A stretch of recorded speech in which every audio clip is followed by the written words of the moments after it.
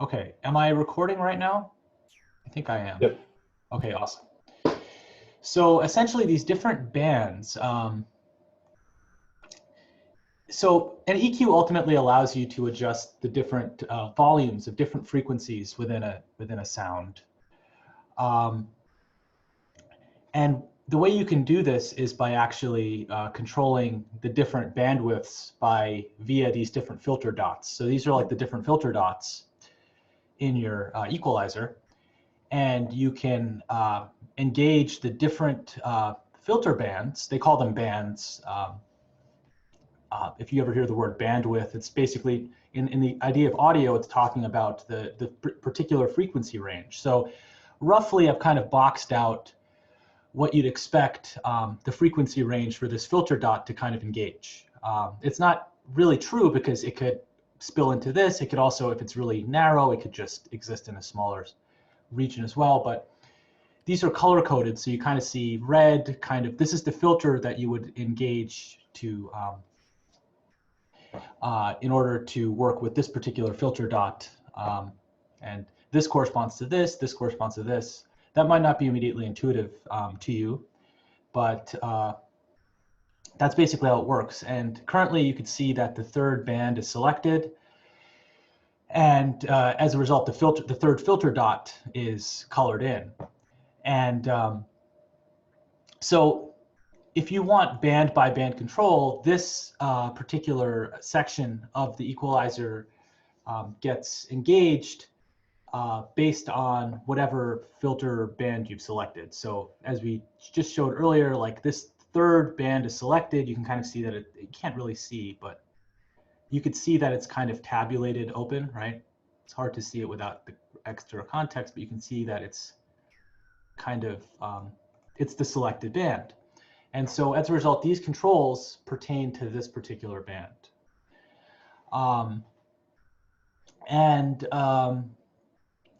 There are also many filter types. So I mean, I'll use these terms over time, depending on the context, but it's really good to get familiar with this kind of language to know what all these filter types are, because you'll see them in all these different devices. It's really good to know what these things are, and just to get used to the language, or at least understand what they mean, because I'm a little dyslexic, so I'm always like, I'm confusing. I have to always think a little bit when I'm using these words sometimes, but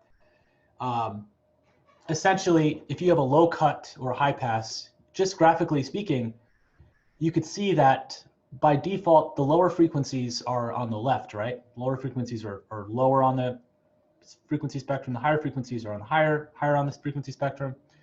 So for instance, if I have an EQ, let's grab an EQ. I like EQ8 because it's graphical. It's not technically, that's a bad word because graphical means something else in the context of EQ. It's technically a parametric EQ, but it has a graph built into it, so I like it. So for example, if I'm trying to do a low cut, let me move your Zoom windows out of the way. All right. I would basically, I could click on the first filter dot, or I could just go to the first filter selector down here, and I could basically select the low. See again, dyslexic. In this context, I'll do the low cut. I'm cutting out the lows. I'm also passing the highs, right? The highs are allowed to come through, but the lows are kind of cut, right? In this context, I can do a steeper low cut, right? That's a low cut. This is a common thing to do. You know, you cut out the low frequencies of a sound that doesn't necessarily require the low frequencies to propagate, because you want to save bandwidth for other instruments in this regard. You want the bass instruments or the bassier instruments or the kick drum to kind of have this kind of frequency space for itself. You're carving out space essentially. So this is a low cut filter. If I go here and let's say I select the second frequency band, currently I'm selected what they call a Bell filter, but it's also called a band pass filter because you're allowing a band through right here. One thing I could also explain to you is the Q factor for all filters. The Q factor just determines the steepness of the filter. So this right here is a really steep Q, and you see the steep graph. Oh, is my sound on? My bad. Oh no, it's all good. So you see it really steep, you see it really broad over here. Look at that. Okay.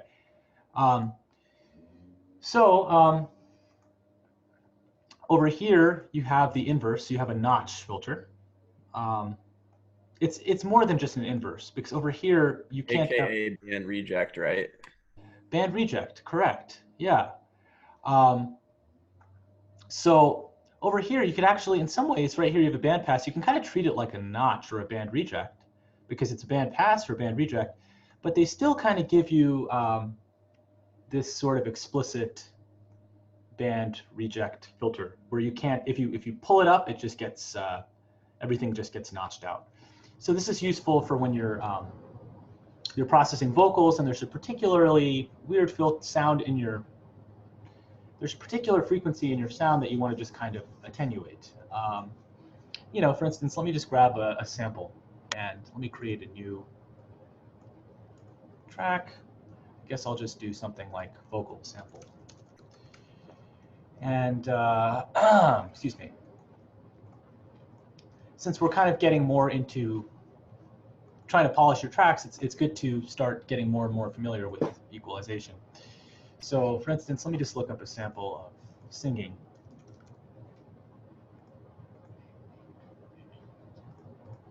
Interesting. Those are all cool samples. Let me look into my other sample library, which is right here. I don't think we'll be able to hear it with the output. Oh, you can't hear what I'm doing right now? Oh, okay. Thanks for letting me know. I didn't change my audio device. Thank you.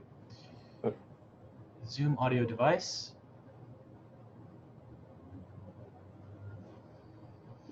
Computer's been kind of glitching out lately, and it's on the upswing, but I'm still a little traumatized from all of the bad behavior it's been exhibiting lately. So no hitch there. Okay, not quite what I expected when I was looking up singing.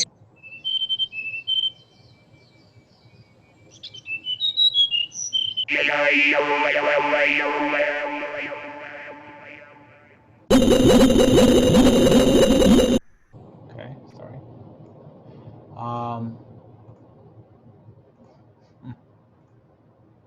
Interesting. That's a sound from a Texas Instrument calculator. This might be a good idea to kind of show you this website called freesound.org.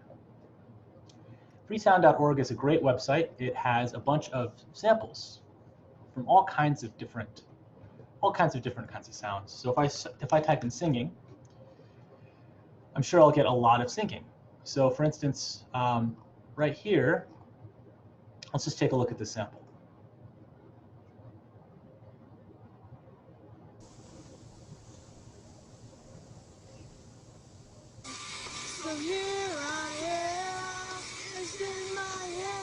Okay, that's really low fidelity.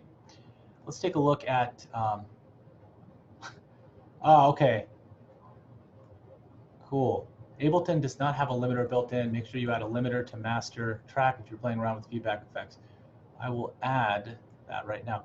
So this is good. This is good feedback. Let me just add a limiter to Ableton. I'm just doing this to protect your ears, just because things might sound differently in this Zoom world. I'm still learning. A limiter is just a, let's see. This will just kind of prevent anything from getting to a certain level. I'll lower the ceiling so that it doesn't actually hit anything too loud, just in case it ever does get to a really high point, loud point in the sample. Let's see. Oh, okay. For the class, you accidentally exploded your ears this morning. I'm surprised that Ableton doesn't have a built-in limiter, because it's not quite like Pure Data or Max. I feel like there are safeguards, but maybe the safeguards are less safeguarded than I thought. So I guess in general, it's good to well, if you're actually producing your tracks, there's lots of good and bad that I could say about using a limiter. You know, from a mixing standpoint, if you just throw a limiter on everything, there's this adage, limiters limit, and not in a good way. If you're just too haphazard about throwing a limiter on a track. A limiter essentially is a compressor, so it makes things softer, but this particular limiter also has some makeup gain built into it, so it can kind of make things louder as well. So what's nice about using a limiter is, or in this context, is that you can actually prevent sounds from getting too loud. So for instance, when I'm working in Pure Data or Max, I always have a limiter on because I don't always know what I'm doing, especially in like some kind of very experimental audio setting. And you could easily, I've had friends like lose their hearing, who start to lose their hearing as a result of things like that. I'm pretty confident Ableton has some safeguards built in, but they're not as thorough as you'd expect them to be. They're certainly better than Pure Data, but just to be safe, I'm kind of making it so that my levels don't exceed this particular threshold. I believe. Another question. Yeah. Was the gain applied before the limiting or after?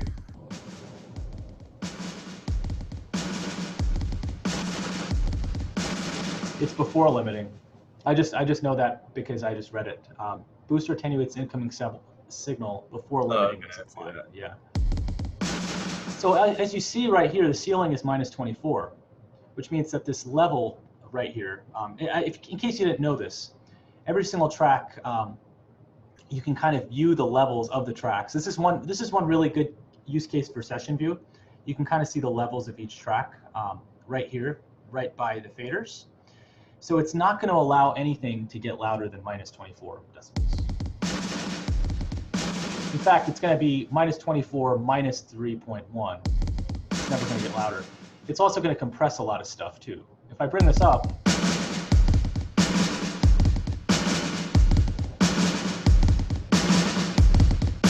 I can kind of push my my signal.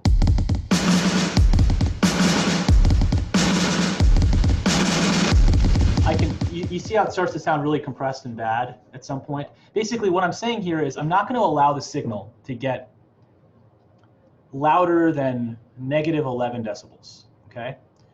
And so right now the signal's happy, and now I'm going to add gain.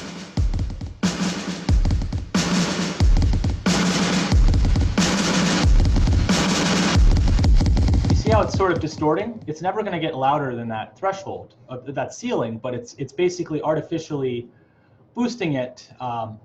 It's compressing it, and it's making it louder, and it's distorting as a result of all of these this dynamic processing. Essentially, this is just to safeguard your ears. I'm just going to set the ceiling low, just so nothing dramatically bad happens. I'm still not sure how Zoom interacts with all this stuff, because you just never know. This is a new time for all of us. But anyway, we'll talk more about limiters another time. But I guess going back to this idea of a vocal sample, if we go to find a vocal sample online, a group of small children singing. Oh, maybe male scat singing. Do da da da do da da da do do do do do. Cool. Male scat singing. All right, so I guess in order to download this, I have to log in. Bummer. Which means I'll probably forget my password. No, today's a good day. I'll download it right now. Free Sound is a great website. I recommend you use it. Do da da da do. Great for our. You can relive the glory of hearing that sample for the first time. And now I will grab this sampler, this sample, male scat singing, and I will put it in, well, I'll put it in arrangement view, just so I don't confuse you with session view. And let's see, male scat singing. Oh, gosh, I didn't need to do that. I put it on a MIDI track, and notice when I dragged it onto a MIDI track, a simpler instance was created. So that's actually not what I want to do. I actually want to put it on, just create an audio clip. So there we have it. Now, I'll actually put it on this particular track. Drag it on there. And again, I'll go into audio effects and I'll get an EQ. And I'll put on our trusted EQ as well. In fact, if you want to see even more of a graph, you can click this button and it exposes all of the controls for all the bands. So you can see everything at the same time. You can see the frequency content. You could also see all the band controls. It's kind of cool. But anyway, we have our vocal sample. I think I've soloed something. So I'll go back here and I'll put my EQ back on. Oh, interesting. I think the sample is being warped. Do you notice how it kind of sounds different? Ableton automatically warps samples when you bring them in. So if you want the sample to be the way it came in, you want to unwarp the sample. I mean, it is what it is, what it's supposed to be. So now, again, there's so many different ways you can apply equalization. But cutting out the low frequencies, doing a good old low cut is a good start. You might want to do something a little more stringent.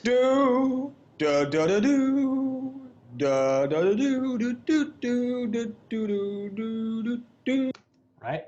And then you might want to do, in this idea of EQing, where we have an additive component where we kind of do boosts, and we have a subtractive component where we do subtractions. We can expose, we can do the subtractive stuff first if we choose, and we can basically look. You can use your ears, find certain frequencies you don't like, just notch them out. And so for instance, I'll do that band reject setting. I'll lower the Q because I don't want it to cut out too many frequencies. And then I will, in fact, it'll actually, you can actually audition what that filter is doing for that particular band by clicking this.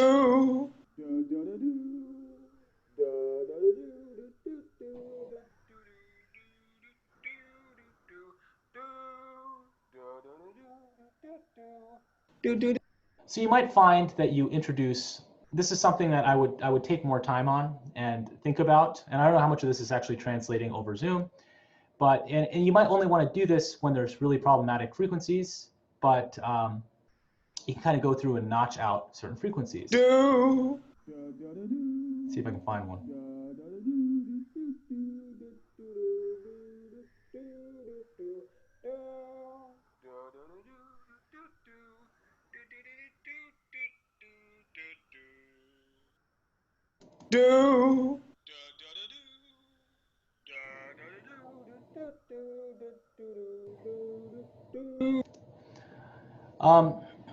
I don't know what it is. I'm not feeling particularly strongly.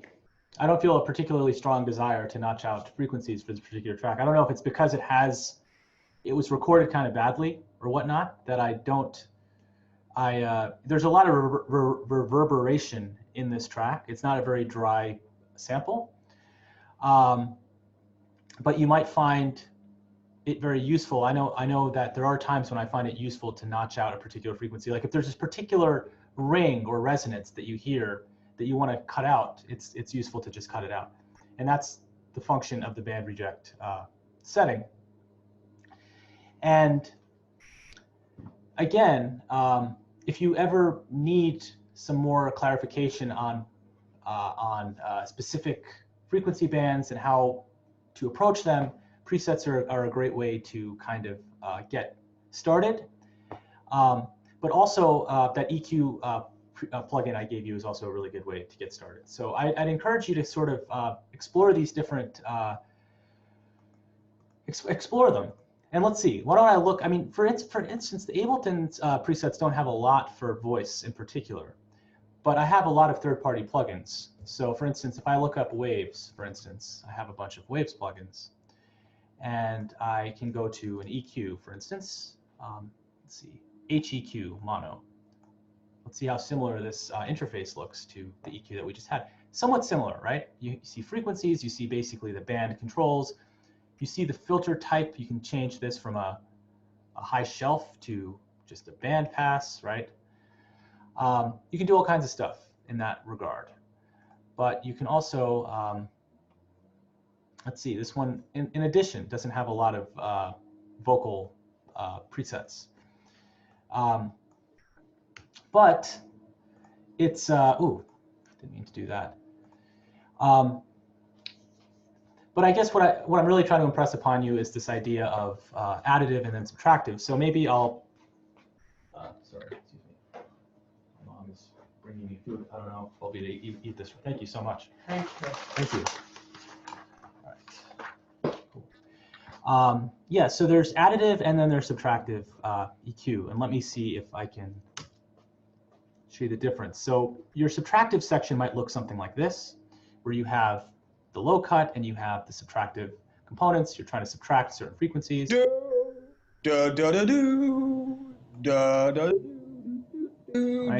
You might just leave it with just a low cut. Your additive might have some boosts in certain regions. And so for this particular application, I'm going to pull out my handy EQ, which you can install on your machine as well. And I'm going to look up, let's see, it's called EQ-Wise. So for instance, drag it on here, and I'm going to pull up my reference guide for vocals. Do da da da do da da da do do do do do do do do do do da da da do do do do do do do do do. This is something. This is really the way I work. I try to find particular. I try to enhance. I try to reduce first, and then I try to enhance second. And it's quite a subjective endeavor, but I just want to impress upon you this workflow that you have to go through in order to get your in order to get what you want sounding the way you want it to sound. And anyway, that's just a little recap on equalization. So familiarize yourself with this. There's going to be some sort of component on this for homework and just a description of what you did in terms of equalization. There's another really useful thing in terms of audio processing in general, and that is delay. A delay is really useful. I'm actually going to get rid of this vocal sample really quickly. And I'm going to add a delay. Well, actually, no, I'll keep the vocal sample. And check out how much fatter the vocal sound becomes when I add a delay. And what I'm going to do is I'm going to look for Ableton's delay. And it's under audio effects. I'm going to go to delay. And this is advice I actually gave a lot of you, I think, adding a delay to perhaps widen the sound. And what I mean by that is this particular delay device, for starters. And what a delay really does is you introduce a copy of the original signal back into the audio listening environment. So for instance, if I add a delay right now of this particular track,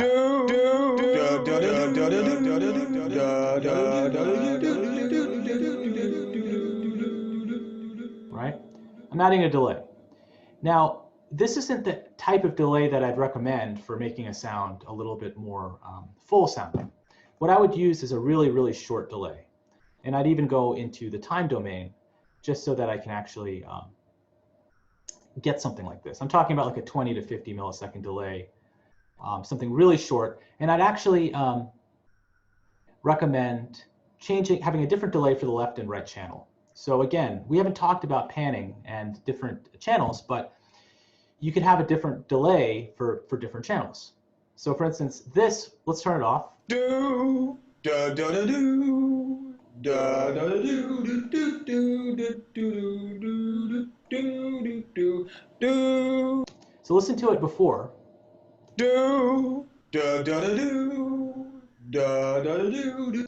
Doesn't it seem like it takes up a lot more space in the stereo field? Like it just sounds a lot thicker, because what you're doing is you're adding a copy of it. You're adding a copy of the signal to the output, and the result is it's creating some sort of phasing, some sort of constructive interference where the waves are actually getting louder, and some sort of destructive interference where the waves are combining and they're actually disappearing. As a result, the sound is disappearing. But this kind of combination of constructive and destructive interference that you get from delays actually, in a sense, widens the sound. It makes it feel like you're in a room or a space, just like reverb does, where you're not just listening to one copy of the sound anymore. You're listening to a combination of several copies of a sound. So something that I like doing is using a delay, because in contrast to a reverb, a delay is a really good choice because it doesn't actually spread the sound to where it sounds like it's going back in the room. It actually makes the sound feel like it's front and center. So if you're trying to get some sort of presence in your sound, and you're trying to have something up front, but you also want it to be a little diffused, where you take the edge off, but it's a little bit more present, a delay is a great choice, and just a shorter delay time is a great choice. And in Ableton, you could synchronize the different delays by having them be the exact same delay time by clicking this button. Do, da, da, da, do. But notice the effect when you actually have a different delay. Do, da, da, da, do. Isn't this pretty Da, dramatic? da, da, do, Just by do, changing do, these do, values, just by changing the millisecond amount that you're delaying the sound, you're getting a dramatically different result in terms of sound. So I guess like anywhere from 20 to 40 milliseconds, or underneath 40 milliseconds, I'd say just experiment, do, and you da, could really da, da. widen your sound that way while still keeping it present. Because reverb, as we know, widens sounds, but it pushes the sound back in your mix, and that's not necessarily what you want to do. Delays are actually the basis for a lot of audio effects that people study. For one, they're kind of the basis of chorus effects. I mean, if you've taken Miller's class, you'll probably learned a lot of this stuff. It's the basis of like chorus effects and flanger effects, etc. It's the workhorse behind it. It's such a simple concept at heart. You're just literally taking a sound and you're adding it to a delayed copy of it to it. So that is a way that you can use delay to kind of enhance your track to make it wider. Interestingly, we haven't talked about panning yet, but panning is an interesting thing to do, because as I was listening to some people's tracks, they had Catherine's track came to mind. She had vocal harmonies. They sounded really good, and I think based on what I saw, everything was coming front and center. But a lot of people, when they're creating harmonies, they'll pan things differently. So for instance, you can imagine one singer coming out of the left channel, one singer coming out of the right channel. It has a nice effect. So for instance, maybe I'll demonstrate this. I'll just try to sing something, nothing too amazing, but I'll record myself. I have to set my audio input device. Whoops, not the Zoom audio input device. Professor, could I ask a quick question about delays? Yeah, absolutely. On that delay device, if you are to crank it to 100% wet, is it going to be only the delayed signals what you're hearing?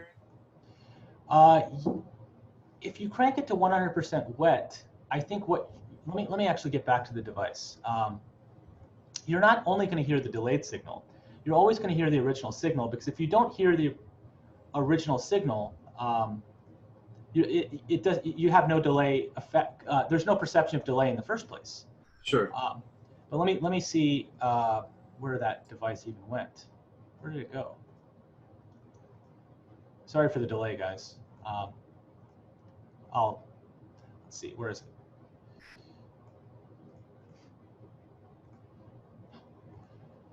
I'll thank it when I find it too. There we go. Thank you for the delay, Ableton. So Jarrett was at, I believe it was Jarrett. I think I'm getting better at recognizing people's voices. That was Jarrett, right? Yeah. Okay, great. So if you set the dry wet control all the way to 100%, there's no sound here anymore. Let me get back to where it was. Doesn't matter. I'll just sing something into the mic really quickly. Channel 30. Oops, sorry. I have to orient my microphone correctly, otherwise the phase cancellation. La la la la. Okay, so I have this vocal sample. It was actually hard for me to sing this because I could hear the delay. Right now, there's less delay. But if I have this sample, la la la la. If I turn up the delay all the way to 100%, and let's say I put the delay to some Really high value. This time in terms of beats, so now it's 4 subdivisions. I play it. La la la la. Oh, I have to have feedback to something. La la la la la la. So this is an important feature. I think if you have la la la la la la la la la. If you have feedback set to 0%, let me turn off this delay device. It's throwing me off. I'm gonna record enable. Disable that. If you have feedback to 0%, you're never going to hear the delay get reintroduced back into the original signal. Like the signal is actually a composite of the original signal and the delayed copy of the signal. So if you introduce some feedback into the mix, you're going to get to hear that the copy of the original signal added on to the delayed copy.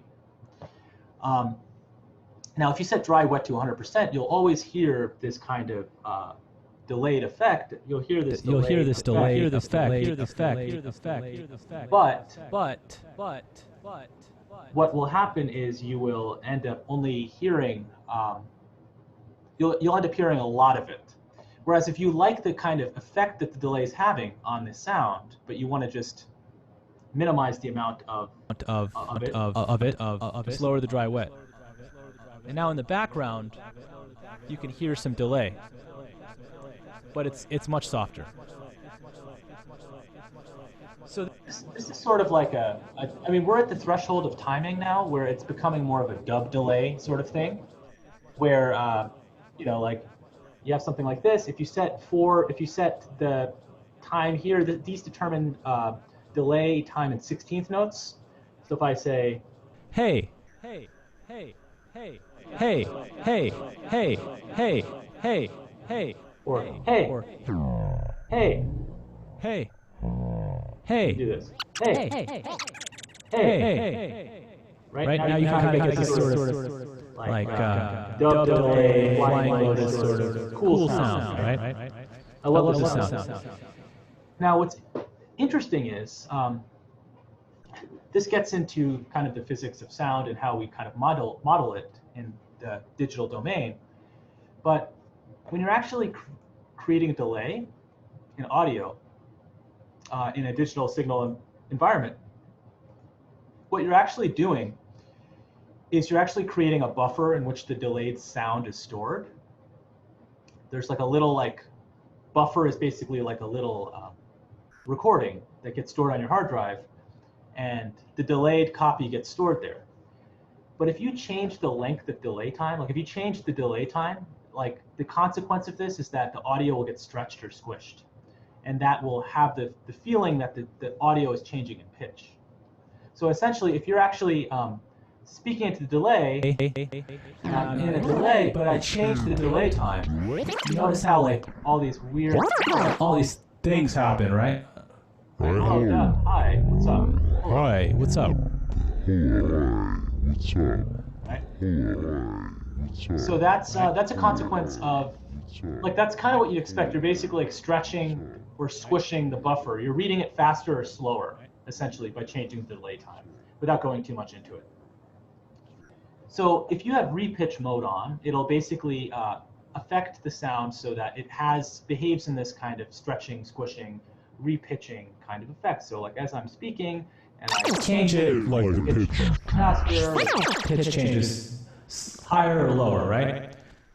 But if I fade mode on, it basically makes it so that everything gets time stretched. Stretched. Hello. Stretched. So actually everything is staying in the same pitch, but some things are taking or softer. It's taking longer. Right? Everything's staying the same pitch, but it's just getting time stretched. Okay. If you go to jump, this is probably the least fun mode, because as you change the delay line, the algorithm doesn't take into account all of these physical properties, so it just literally has a pop. Hello. Oh, not recorded neighbor. Hello. As I change the modulus, pops and clicks, pops and clicks, pops and clicks, pops and clicks. Right? So that might be what you want if you want something sort of glitchy, right? It's just the algorithm's not taking into account the delay line actually getting stretched or squished. It's just saying, okay, we have a brand new delay, or this. Basically, that's what's happening. And so that's something to keep in mind, these different modes, just in case you're trying to actually modulate the delay time at any point in time. That is a useful thing to do if you're trying to get some really spacey effects. And if you have feedback to 100%, it'll basically create a loop. Hello. Hello. Hello. Hello. Hello. Hello. Right? And it'll be additive. So if I say hello. Hello. Hey. Hello. Hey. Hello. Hey. Hello. Nice. Hey. Hello. Nice. Hey. Hello. Nice. Hey. Hello. Nice. Hey. Hello. Nice. Hey. Hello. Nice.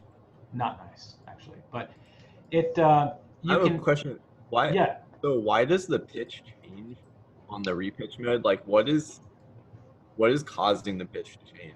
Okay. So I explained it a little bit, but it is a little bit of it's a little confusing. So the way it works is that when you're actually programming this stuff, there's like a delay buffer inside memory, which stores the delayed sound. But when you're changing the delay time, the consequence of it is like you kind of stretch or squish that delay buffer, and so the consequence is the delay buffer gets shorter, it gets faster. Like that's basically like the intuition behind what's going on, and so that's what happens. Like the delay buffer is getting read faster or slower depending on how you change the delay time. So that's why the pitch gets changed.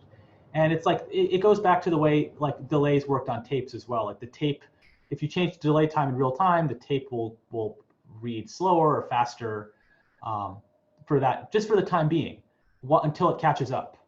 Once it catches up, it's basically trying to catch up with the previous delay time, and once it catches up to the delay time it's supposed to be at, it'll play at the correct pitch. Makes sense. Makes sense. And so fade is interesting because it does more advanced stuff, and it's just like, okay, we know what we're projected the pitch will be, and then we'll just like actually normalize the pitch so it just stays the same. And then here we have a filter. Hello, let's actually take a look at how this works. Hello. How this works. Hello. Hello. Hello. So what's interesting actually is I think I lied, Jarrett. I think I did lie to you earlier, because what I'm hearing actually when I have to dry wet all the way to 100%. Hello.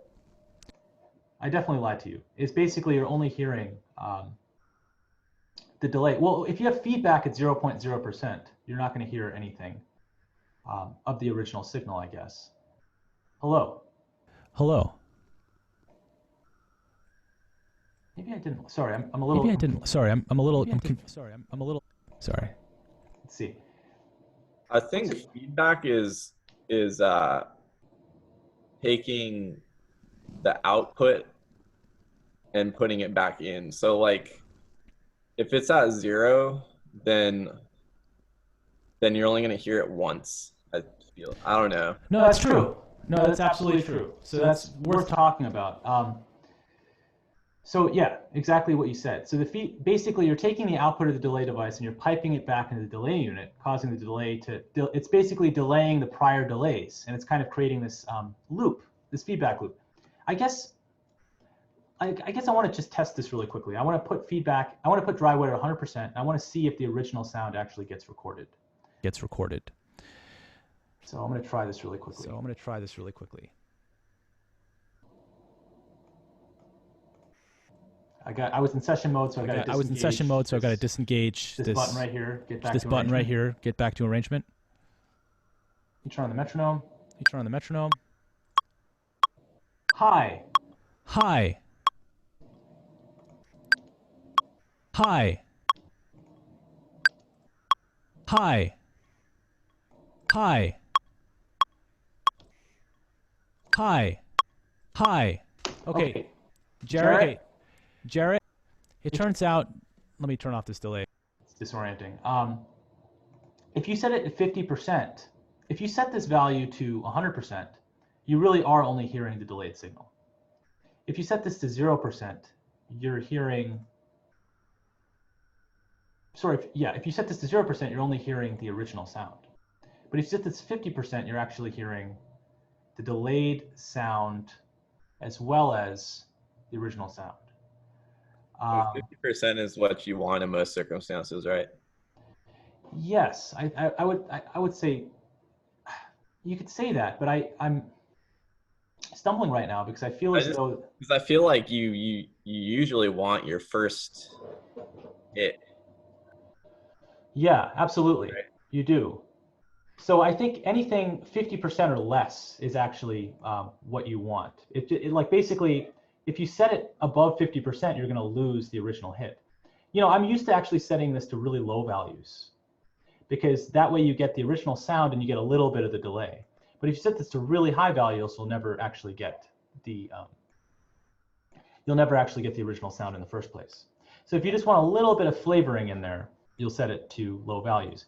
It turns out that if you set it to really high values, you'll only hear the delayed copy, which doesn't seem like a great solution. So absolutely, err on this end of the spectrum if you want to hear the original sound. Yes, good. I'm glad I clarified my understanding of that. It's funny, I never explored this concept all the way because I usually just keep it over here. So now I know 100%. So this is the delay. I guess you can apply a filter to the contents of the delay as well. We can take a look at how that works. High. High. High. High. So basically what seems to be happening is that the delayed sound gets filtered. So take a look at this. The original sound is unfiltered. High. High. High. Right? This is a good old high pass filter. High. High. Right? So high. High. That's kind of cool, right? Instead of having the entire sound repeat, you just hear kind of a little bit of high. This kind of trailing off, spacey kind of sound, right? High. Sounds cool even without it, to be honest, but you can do stuff like this in that regard. Ping pong setting is interesting because what ping pong does, and we still haven't talked about panning yet, what ping pong does is that it allows you to bounce the delay between speakers. So sometimes it's on the left channel, sometimes it's on the right channel. And I'm not exactly 100% certain if this sound actually will translate over Zoom. High. For me, it's very obvious. Like right now in my headphones, I'm hearing it bounce between the left and right channel. Is that happening for you, or is it just staying in? Okay. So if you turn on ping pong, it's just going to bounce between the left and right channel, which is a very cool effect. High.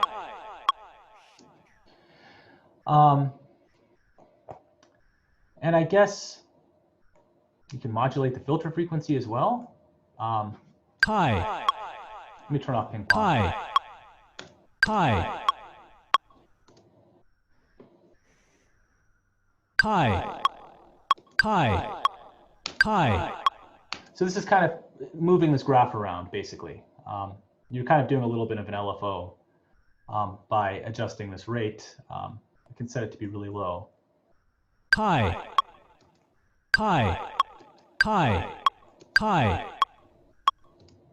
High. High. High. High. High. So it's creating a little bit of a kind of a chorusy kind of effect by messing around with these particular parameters. So there's a lot that you can experiment with just delays, simple delays. You know, you can get these amazing effects, or you could just use it to kind of enhance your sound, just to make it a little more present. because I will say that a lot of your tracks, all your tracks sounded amazing, by the way. I loved every single person's track. And while I'm on the subject, I was easy on the grading for submissions in terms of how you submitted. Like if you didn't embed the screenshots or you didn't do that, I'll be a little tougher next time. So I ask that if you didn't embed your audio, a lot of students actually forgot to include screenshots entirely.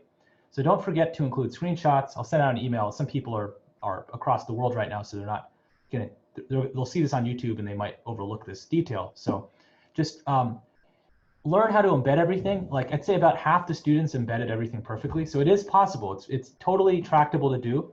Just learn the process, how to do it. It really simplifies my process because I can basically listen to the track, look at the time code and type in the comments in real time and kind of connect with the track. Otherwise, I've got to open another tab or I've got to open another application. It just helps to keep everything on one page. So if you haven't submitted in that manner, just please make the updates. I will, of course, still listen to your tracks if you don't do that, but it's just a matter of personal preference for both of our sakes, because I'll do a better job commenting because I'll be latched onto the right aspect of your track instead of switching tabs all the time. But I really did love everyone's track. I will say that I think that some tracks could have profited from a little bit more meat on from the sound, from the way it sounds. Just make it sound a little present. And I think a delay is a great way to do this. I also want to talk about saturators. I think I discussed saturators as well.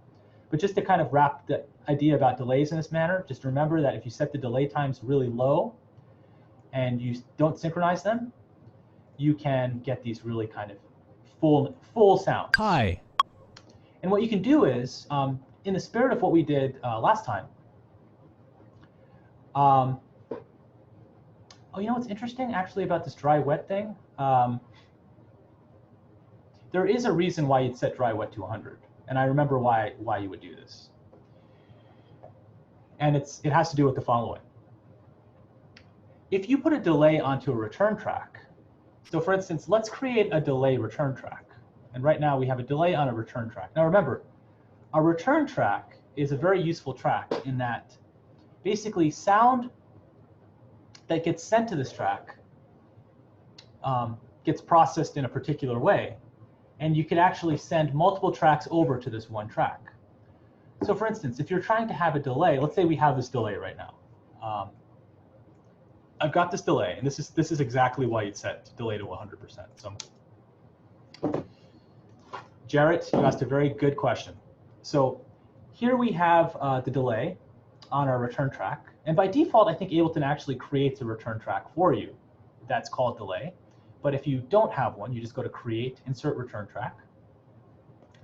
And what you see is a delay. And now this is on return track B. Okay? So all of these little knobs right here on the session view, or if you're on arrangement view, all of these second sliders correspond to return track B. Essentially, how much are you going to send over to that return track? Okay? So what's happening is this is parallel processing because you're actually keeping the original track, but you're also sending it over to another destination. So it's being unprocessed by the effect, but it's being processed by the effect elsewhere as well. So what you can do, for instance, I have this this track right here, this audio clip, I think, that I recorded, which is over here. Hello. Right now there's no delay. I'm going to delete this delay. Okay, so now everything sounds... Probably still sounds delayed to you because my audio interface is delaying the sound. But pretend that it doesn't sound delayed from my voice. In fact, what I'll do is I'll just put la la la la la la. Put this little sample in there. Sorry, if it drives you crazy. And what I'll do is I'll send it over to my return track.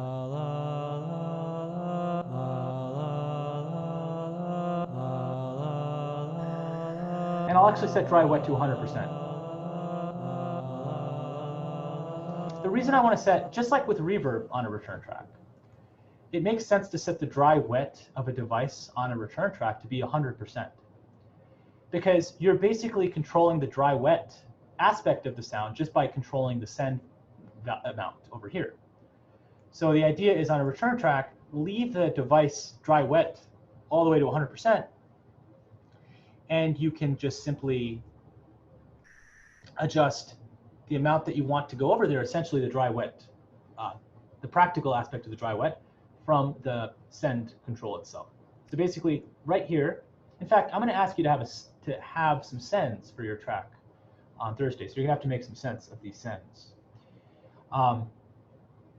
So a delay is a good thing to put on a return track, because you can also just feed it, like you might want to process many tracks with the same delay. So for instance, I have my this drum track, which you've heard. It's the same drums as before from last time.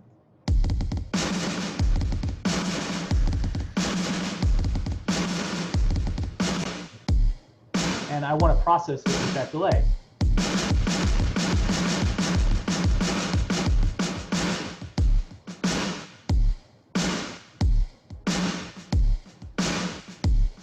I can just feed in a little bit of it, and it'll get processed, right? Just a little bit. And again, I could just do it by having the device directly on, but by having it as a return track, it's globally accessible to all the other tracks. That's the big thing about the return track. So right now, this drum is a parallel copy of it is being sent over to this delay track right here. It's existing right here. It's still, I mean, if I mute this delay track, it's still being processed over here. But it's also being sent over here, which is cool, right? And in fact, when I solo this, it's actually, it's basically still going through, because I think this is solo saved, essentially. But what's interesting is that I am setting my delay dry-wet control for the return track to 100%, because I don't want the original sound in this case.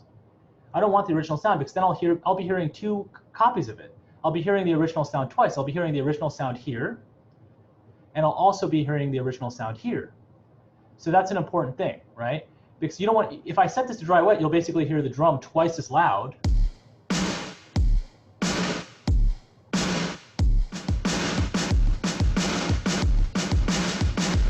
It's redundant. It's redundant. You already have the original sound coming out here, and why have it come out again, right? Hopefully that all makes sense.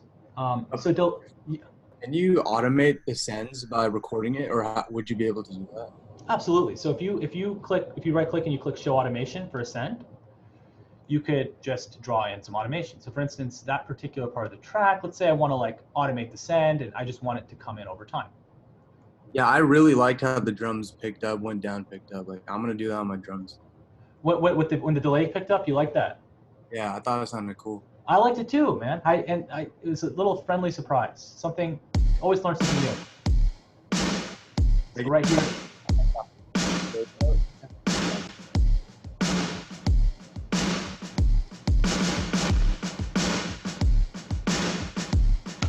Something I've never done before, but I like it, and I'm glad you guys are connecting to it too. It's just an infinite amount of stuff you can do with the software, to be honest. But you can automate the send just like you can automate everything else by right-clicking the parameter, and automatically the automation will appear, even if you left-click it. But if you want to see the automation in like session view, or if you want to see it from here, you just right-click it from here. And remember, this correlates to this. It's just not labeled, but this is the second send. Okay, and okay, there's definitely more stuff to talk about. So I will talked about feedback. We talked about delay modes. We talked about delays. We've already talked about redux. This is another thing that you can use to kind of get some more grit in your tracks. Now, a saturator is a really nice thing. What a saturator does is it adds harmonics to a particular sound. I really like this. In fact, in my own music, I really like to use saturators. I use like third-party plugins to do this, but I'm always kind of pleased with the sound. Like the fast sausage fattener is it's a saturator essentially. And I can't remember who mentioned the sausage fattener plugin, the Dada Life sausage fattener. But you can essentially add harmonics to a particular sound by using a saturator. Because if your mix sounds a little dull and it sounds like it could be a little more punctuated, or certain elements could be a little more punctuated, a saturator might be your best friend. And that's not supposed to take away from your existing best friend. You know, you can have multiple best friends. Saturator can be one. So what you can do is you can throw a saturator device on a drum. And so what I'll do right here is I'll take the saturator and I will throw it on these drums. Okay? Now, what you'll see is the following. It can be quite subtle, but what I want it to do is let me clear this automation so we could just hear it. Oh, uh-oh.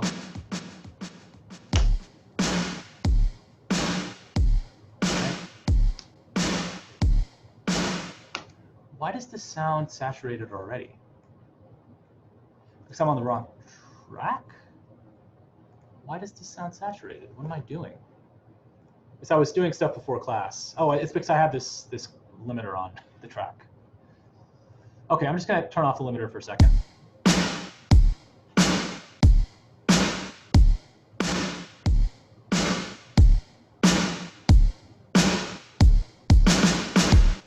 Okay, great. Sorry, my cat is begging to be picked up, so here's my cat, one of my cats. All right. So, all right, great. She'll come back.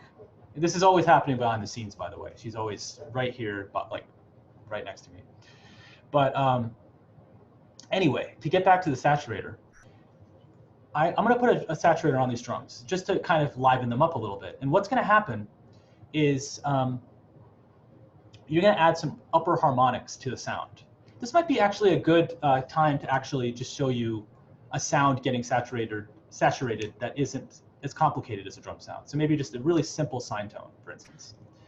So what I'll do is I'll create a simple sine tone. Okay, so what I'm going to do is I'm going to go into operator or analog. I guess I can go into analog and create a simple sine tone.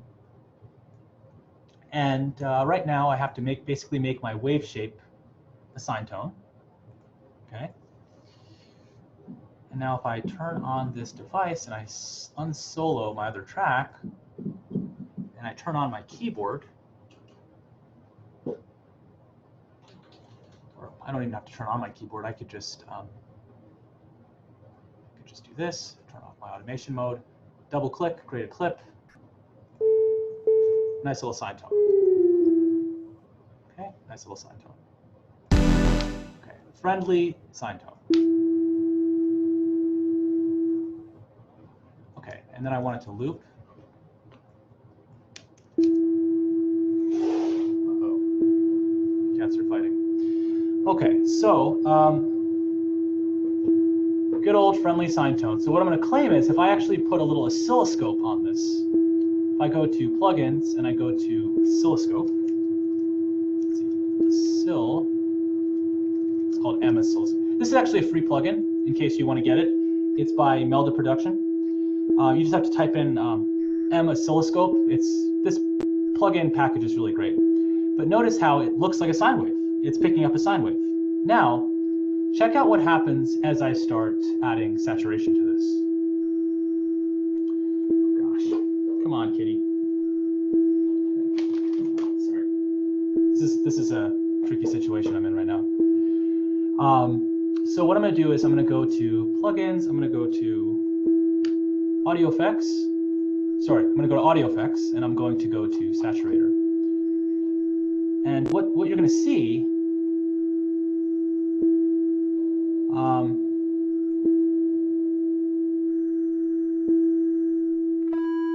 Oops, the oscilloscope's in the wrong spot.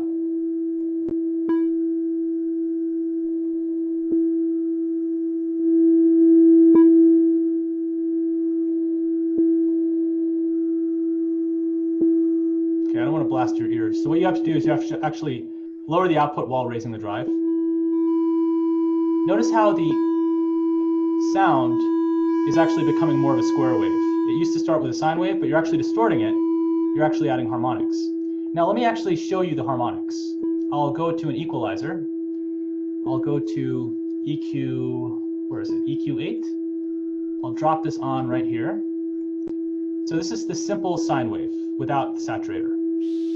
It's basically like one peak. Maybe there's a second peak. I must have somehow, there's some parameter in my chain that I have to turn off in order to not have multiple peaks. But anyway, I'll turn on the saturator. And now look, as I lower the output and raise the drive, notice how all these other harmonics start appearing, right? You're basically adding harmonic distortion. You're adding a lot of higher harmonics to the sound. That's what basically a saturator is doing. So why would you want to do this? Well, what's nice about this is like by adding these upper harmonics, it livens up the sound. It makes it a little bit brighter. And so the sausage fattener plugin, that's what it does. So if you figure out how to use this device, it's useful in that regard. And so is a saturator like the most fundamental distortion plugin, or what? Like, what's the difference between like the distortion plugin? There's like an actual distortion plugin, and then there's like a tube. There's like a tube warmth. There's like a overdrive. There's a saturator. Like, what's the difference between all those? I think like, for instance, like with sorry to cut you off, but like when you're processing drums, like drum samples, like drum and bass, what would be like some good plugins? So I mean, I get to answer the first part of your question. They're all basically doing the same thing. They're all adding harmonic distortion, and they're just doing it in different ways. So I guess you could make the claim that the saturator exposes the most amount of controls for that purpose, whereas that other plugin I think you're referring to, I think it's just called pedal. It doesn't really expose much you can do, except it's like the mids, trebles, bass. It's kind of an EQ. Whereas the one I was looking at was under dynamic tube, I think. Dynamic tube. Let's see. Yeah, it's all certainly in the same family. It's like you're basically, yeah. I'm a little less familiar with this particular device, to be honest, but it looks very. Yeah, honestly, I didn't even know what it was doing. Like, it looks very similar though. Like it's basically already I can see similarities. Like you're increasing the drive, and what I'm basically getting, what this graph means is, this is the saturation level. This is the saturated signal, and this is the unsaturated signal. And what's happening here is, if you have analog clip mode on, the transition between, okay, let me actually, okay, so as far as the second part of your question. Or what is the x-axis and what is the y-axis? Okay, so the x-axis that would really help me understand it.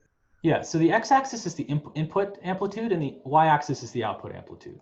Okay. So okay. I'm going to hold off answering the second part of your question about the specific applications. I'll talk about just the theory of this for a little bit. Yeah, that'd be great. Just like, yeah.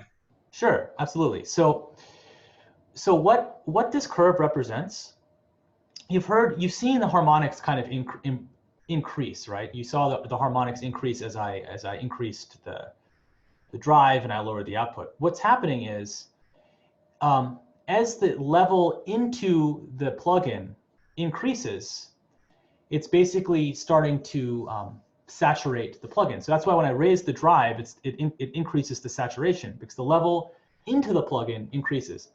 And the idea behind saturation is the following. So in the world of analog tape, there was only so much like magnetic density that a tape could hold, meaning like tape was written with all these magnetic particles that would magnetize it, right? The louder something became, the more of these magnetic oxide particles they coagulated together, and there was a certain density of these magnetic particles that occurred. Now, the maximum loudness you could have was jurisdicted by the density of magnetic particles, and that's like the loudest sound you could have. However, in the analog world, as you approach that threshold of being like a really loud sound, things would start breaking down as you approach that limit.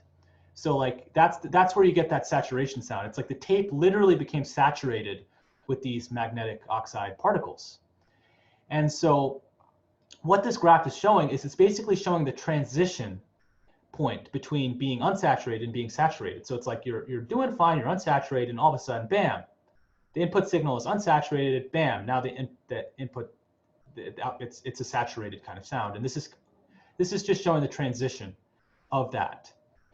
So what's happening is if you have a harder curve, it's basically saturating more quickly. So you're getting a more distorted kind of sound more quickly. So as you approach that threshold, it's just going to sound really saturated. So you have to be careful. Again, these two things are kind of co-interactive. The drive and the output are co-interactive. So as you raise the drive, the sound gets much louder. So you actually want to decrease the output. Okay. Drive like gain before being processed. Yes, exactly. It enters. It's the input gain of the input signal as it enters the saturator. So it's basically like that's what the saturator is reacting to. Hit the threshold quicker if you have gain going in, basically. Exactly. So if you want a really, really ultra saturated sound, you lower the output all the way. You can pump the drive up really high. And I think that what we have is like a perfect square wave right now. It's basically a square wave at this point. Now we're a sine wave. We're at like a square wave. The reason there's this extra little blip is I don't think I think it's pretty much purely a sine wave, but yeah, so the graph is a little hard to interpret, but the important thing to understand is like it's just the transition between the unsaturated sound and the saturated sound. So if you have let's actually put these on the drums now. Now that you understand a little bit of the theory, let's process I'm wondering like how much do you really need like a third-party BST, or is the stock plugins good enough? Like, is this saturator, like, does it provide enough to like do whatever any other BST could? You know, that's really a hard question to answer because everything colors things in its own way, and everything has a characteristic sound. So like, you know, a lot of these wave plugins, they emulate like analog hardware really, really well. And so the result is it's authentic to that particular sound. So if you're really in love with a particular sound, it gets really specific, you can do that. You also just might find that certain sounds just immediately without any tweaking from certain plugins just sound good. That's why you use them. Like for instance, Omnisphere, it's a plugin I have. I love it. Like it's so, for me, it's so like creative and so easy for me to get something that sounds really good immediately that from a convenience standpoint, I just use it. But Ableton really, like I really feel like the tools are all available to you. And it's also extensible. You can use, I think you mentioned Max for Live. You can actually extend Ableton using Max for Live. And so you can, the capabilities just get that much more magnified. I don't think that was me that mentioned that. It was you. Was it? Oh, maybe, I don't know. Maybe it wasn't Chris for Live. Maybe it was someone else for Live. Let's see, not Max for Live. But anyway, yeah, it's a difficult question to answer because there's just so many cool sounds out there. Oh, I wonder if that mysterious guy also gives away Omnisphere. That mysterious guy does give away Omnisphere. Does he give away isotope ozone? I think the mysterious guy gives away that too. Really? And it's interesting. The mysterious guy gives away Omnisphere, but it's like a 200 gigabyte Google Drive link. It's gigantic, but it's so messed up. But yeah. So when you want to do that, the mixing and mastering stuff, that would be kind of sick if you gave us like isotope. Not you, if the guy gave it to us. Absolutely. I think the guy actually did give you some of that stuff in a recent link. Not all of it, but some of it. It's a great, I love Isotope because it actually has a lot of intelligent mixing features. And to be honest, I've gotten a little lazy as a result of it because it automatically finds problematic frequencies. Like I kind of look for problematic frequencies, but it literally looks at the graph and it's like, oh, here are the problematic frequencies. And then I'm guilty as charged. I use it as a crutch sometimes, but it's also very powerful as a tool, so you can do anything you want that you could do with a traditional EQ if you wanted manual control. And so it's really good for mastering. It's really top of the line. And what's amazing about it, what my favorite thing about it is is that it has inter-plugin communication. And what that means is you can have several instances of it, and it can automatically communicate with the other plugins, and it'll lower and raise levels according to the other plugins. And so it's just an amazing thing. Like it's a game changer, I really feel. But anyway, if we're taking these saturator onto the drum bus, onto this little drum rack thing, I felt that these drums were a little bit like they weren't as sparkly as I wanted them to be. So instead of that, I'm just going to increase the drive a little bit and make them a little sparklier.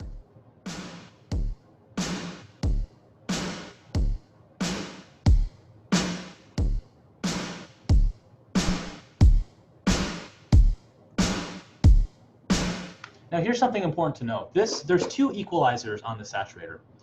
If you set this bass value really high, what's happening is it's going to saturate all the frequencies, including the lowest frequencies. But what I found is oftentimes I don't want to saturate the low frequencies, I want to saturate the high frequencies, just to add a little more sparkle. If I saturate all the low frequencies, check it out. Not really what you want. Now it's super subtle.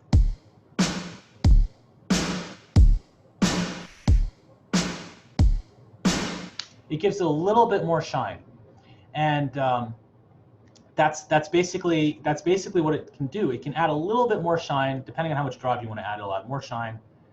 Gosh, Kitty, come on. I've done this probably like 20 times today.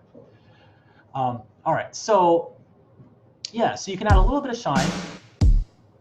You can, and so there's one EQ here. There's another EQ here where you can kind of change the frequency of the second filter and the amount, the Q factor of a filter. That's something I should explain more. It's basically how wide the filter is. Remember, we were looking at the EQ, and we were kind of deciding, basically, this factor right here will determine how wide or narrow the filter will behave.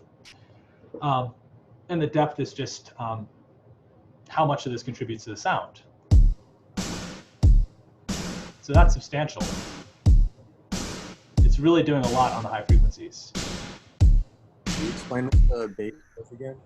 So the bass frequency is the first EQ. It's just basically saying like where do you want the saturator to act? Like if you don't want the saturator to act on the low frequencies, you set this so that it only acts on the high frequencies. But if you want the saturator to act on the high frequencies and the low frequencies, now listen to that kick drum. It sounds like the kick drum no longer sounds like a kick drum, whereas now. So what does the frequency knob do then? The frequency knob is a second EQ on top of that. So you can kind of saturate. So first of all, you filter out all the frequencies you don't want to saturate. And then this allows you to hone in which frequencies you do want to saturate. So you're like, I want to saturate in the 1000 hertz region, and I want to saturate so that it also saturates some of the other frequencies around it, right? And then the depth is how much this filter actually saturates it all. Do you saturate the drums? Is that like a thing to do? Sorry, what did you say? Is it a popular thing to put saturator on your drums? I think it is. I think that people definitely do. You know, like I'll find that like ozone, like Neutron, when it's doing when it's processing my stuff, it'll often put a saturator on like everything. Like it'll just. Yeah, it's pretty common. And then another thing to put on drums is like a transient shaper. Yes. Which is a really great plugin. I don't know if they have one default enabled in though. Yeah, a transient shaper actually is great because it's not volume dependent. It's basically a compressor. It's like a really easy to use compressor because it does all of the it exposes only the controls that you want so that you can make certain drum hits louder or softer without having to worry about adjusting the threshold and doing all that stuff. So yeah, if you want to brighten something, it's certainly not a bad move to use a saturator. I tend, it adds some harmonic distortion, but also a good advantage of using things like this is it allows a lot of low, okay. An advantage to saturating low frequencies to some degree, not too much, is that on mobile devices, a lot of low frequencies don't cut through speakers. So if you actually add a little bit of saturation on the lower frequencies, you can get those sounds to come out better on small speakers. Because on small speakers, you don't have the mechanics to produce low frequencies. But if you produce the harmonics of those low frequencies, you perceptually feel as though you're actually hearing the low notes. And that's something I've struggled with in order to get my mixes to translate to lower pitches. I do want to say in general, this reminds me, a lot of people had, I think a lot of people didn't include bass on their tracks, or enough bass for my taste. And it's a very easy thing to do. So I highly suggest you add a bass element to your tracks. If you're struggling on how to do that, I guess I could walk you through that. It's worth walking you through that. Quick question. Yeah.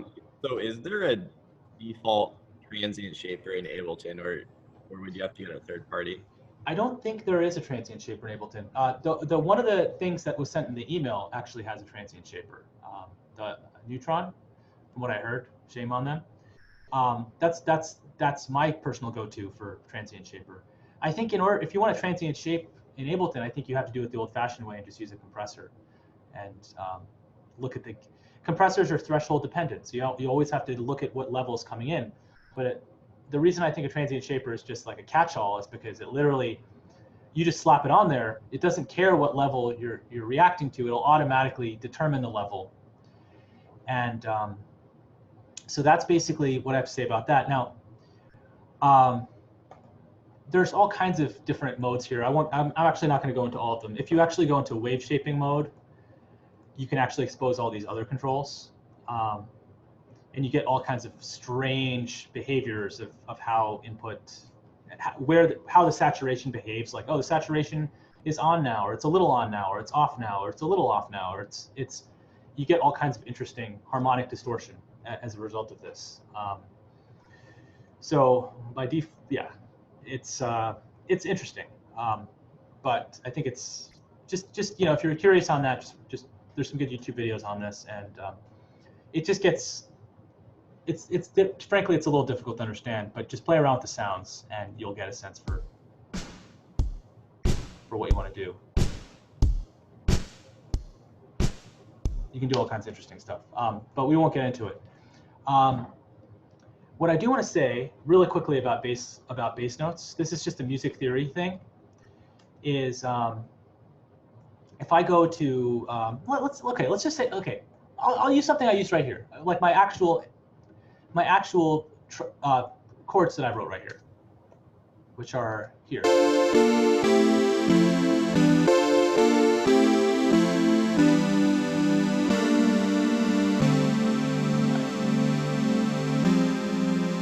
So if you want a bass note to occupy a particular frequency, like if you want the bass note to match the chords, a really quick and easy thing to do is to literally just double the bottom note of your thing. Like I'm just going to select all the bottom notes. Right? I'm just going to bring it down an octave.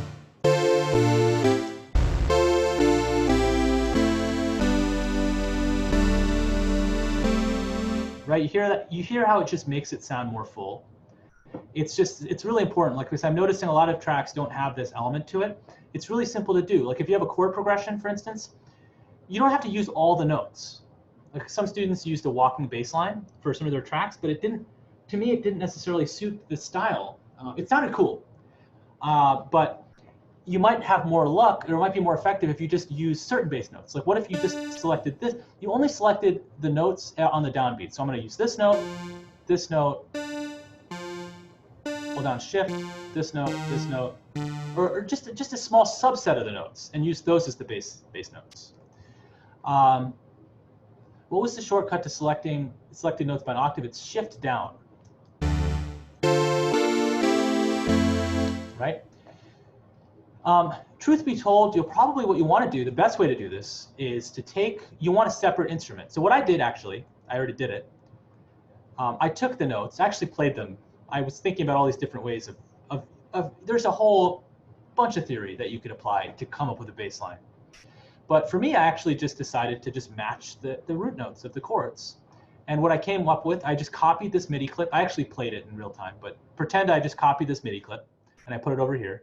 And I just deleted all of the notes that weren't that bass note. And now I have a bass line, right? And now with this, right? It just adds it. You know, you want to fill up all the frequency parts of the frequency spectrum. Now, this is a good segue to talk about this device that I'm using called arpeggiator. Okay, I'm using an arpeggiator to get this sound. Without the arpeggiator, that's how it sounds. With the arpeggiator, it's actually serving as a beat repeat. So let's talk about the arpeggiator. It's a MIDI effect. And arpeggiator actually serves two different functions, depending on what you have coming into it. If you have a chord, it actually redistributes the notes over time instead of playing them all at once. So for instance, if I'm just going to play over this, and I'm soloing this, oh, my keyboard's still not on. Okay, now it should be on. One sec. If I do this, my keyboard,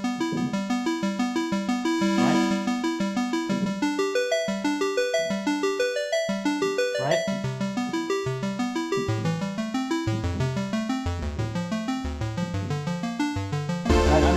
I'm just playing chords on the piano, and it's just, instead of playing all the chords at once, all the notes of the chord at once, it's distributing the notes over time. So it's a nice effect. It redistributes notes, right?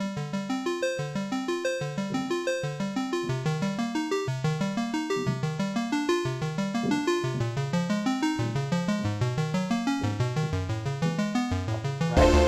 So, but what if you only have one note? It'll just repeat, right? Because there's no notes in the chord to distribute. So it'll just repeat that note over and over again. So how does this all work? Well, there are a couple of controls that are really important. So one of them is the rate knob, and that determines the repetition, or I distinguished repetition from distribution, right? Because distribution is when you have a chord, repetition is when you have a note, but it kind of calculates that in terms of beats. So 1/8 would be eighth note. So every eighth note, according to the transport, it would repeat, okay? So this is on 16th notes right now. If I go to 30,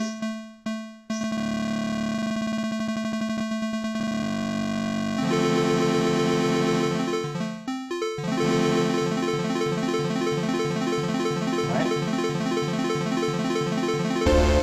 Okay, so sorry I have to keep playing that in order for that to happen. I'll just go over here so it doesn't do that. There's always something on my, okay. Oh, there's no silence still. It's because you have a session. Okay. I just disabled it. So it should be, I think we figured out at the exact same time. So here we go. Nothing here. And now, so we can set the rate that way.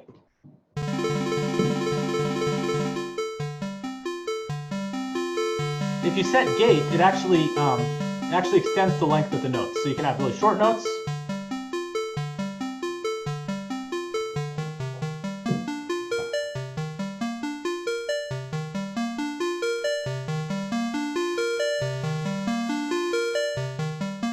Right? You could also set different styles. So you can go up, or you can go up and down. So let's see how this sounds.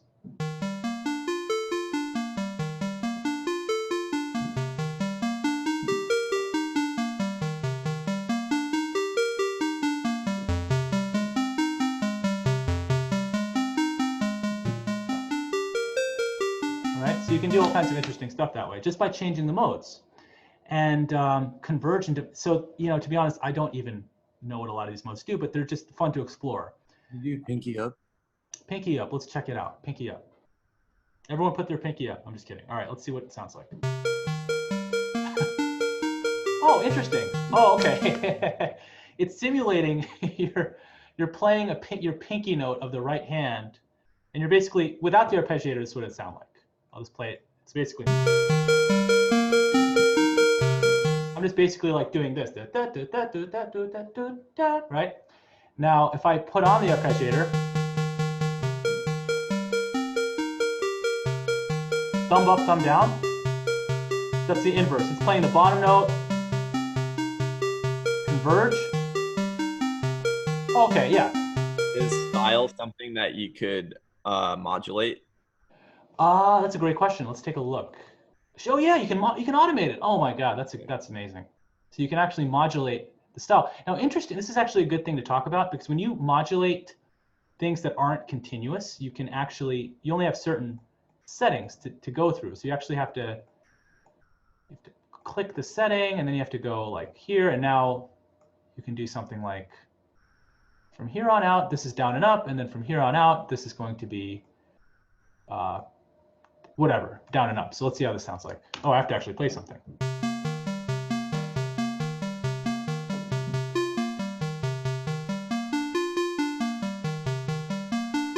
Right.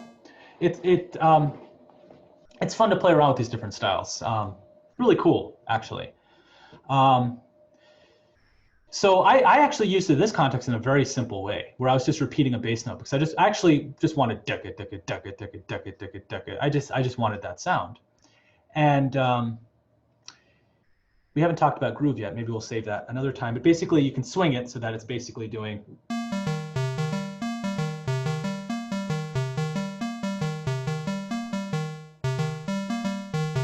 Right? The computer is trying to get a little too jazzy for its own good. No, I love jazz, but the computer is not succeeding at it. But it's cool. It's giving it a little bit of swing. And now what we have here is the number of repeats. So like you might find that it only does it once. So if I play it, it only does it once, right? And now it does it infinity times, right? So you might, I leave it on infinity usually because I just want it to continue happening. If you leave hold on, it'll basically it'll just keep playing what you're holding. So I'm playing right now. I'm going to put my hands down. I'm going to pick a chord to play. Let me think of a good one. Right? So no hands, right? Turn off hold. The magic is suspended, right? But so that's basically the idea. Now, what you could also do is all this stuff. These are velocity controls. So let's take a look at this.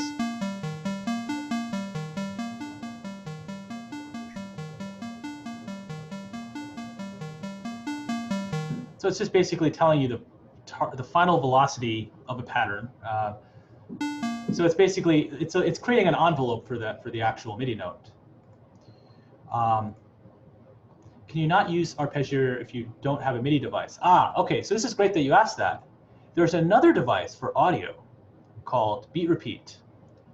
So I think it's a good time to just stop using arpeggiator for the time being. I think I've told you the most salient controls. You could experiment with other controls, but this is like a good place to get started. Let's talk about Beat Repeat. So Beat Repeat, boy, this is a fun device. So what I'm going to do is I'm going to grab a Beat Repeat, and I'm going to put it on this drum track. I had so much fun doing this morning. It was just such a fun device. So I'm going to grab Beat Repeat, and I'm going to put it on. I think it's already here actually. Let me go to drums. Why is there an arpeggiator on the drums? I think I did that for didactic purposes. Oh, I remember why I did it. You could do stuff like that if you want. Right? But you can actually do the same thing with Beat Repeat. Beat Repeat, remember, is an audio device. So an audio effect, if you remember, it happens after all the audio has kind of, it has to happen after a MIDI device, essentially. Like sound has to be created before an audio effect can actually act on the sound. Whereas a MIDI effect actually happens before the MIDI instrument even gets the MIDI. So it happens basically before, it happens first, right? So we're dealing with an audio device. It's a totally different way of doing it, but it allows you to work with any kind of sound. So if we have Beat Repeat on, what you can do with Beat Repeat is cool stuff. It just allows you to repeat sound in different ways. The interval basically determines how often beat repeat captures audio to repeat. So if the value is really fast, it'll always be like looking for audio to repeat. But there is a little bit of a caveat. So if I set this, let's say, to 1/16th, that means every 16th note, it's like ready to repeat something. Now we'll set this grid to be, actually what's interesting about this is, I'll set this grid to be 8th notes, right? So now it's repeating audio every 8th note, right? It's its 8th note audio, and it's listening for audio every quarter note. Now if I do this, it sounds very similar to the arpeggiator, right? But you can do all kinds of crazy pitch decays. So check this out. If I turn on pitch decay,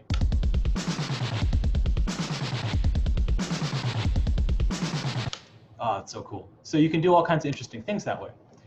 Now here's an interesting thing. Your grid value has to be lower than your interval value for any beat repeat action to happen. That's just a weird, I haven't figured out logically why that is, but like if you set it higher,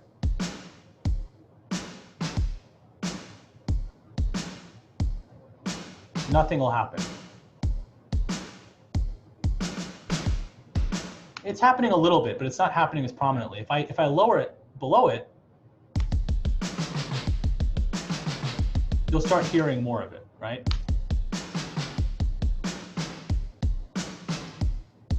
Well, actually, no. 1/4 is actually greater than 1/6 is. It is only happening because 1/6 is actually less than 1/4. I have to learn my fractions to go back and study them. So if I actually have a value that's above it, no repeat will happen. So if I set this really low, you might be like, oh, I want to set my interval really long, like quick, so it's always repeating stuff. Well, in that situation, you can only get repeats that are like this short. You can't get like a 16th note repeat with the interval being a 32nd note. So just keep in mind, if you want like a 32nd note repeat, you want to set this value to something above 32nd notes.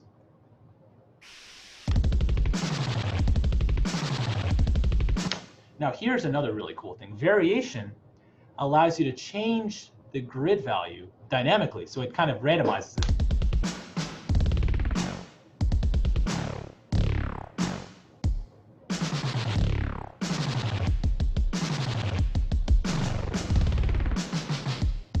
So you get all kinds of interesting generative music textures from this device, which is so cool.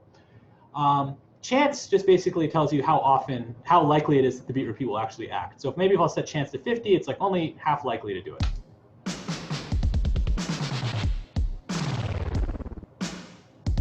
You can also turn on the filter, so the beat repeats only act on the filter. Sorry. Is chance the chance that the beat repeat happens, or is it the chance that the variation is going to take place? It's the chance that the beat repeat actually happens. Okay. The variations, that is basically the probability that the variations will happen. Okay. And it only goes off grid sizes that'll work. So so for instance, if you set the interval like really high,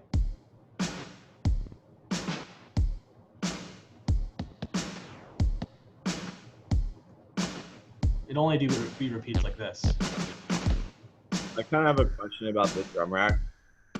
Yeah, about the drum rack? Sure. So I did the thing where you split by transients on the sample to a drum rack. And like, I feel like it was about to be like a really great way to like process each individual component of that drum sample individually. But I couldn't like figure out the best way to, like, for instance, if you wanted to play just the original sample from there,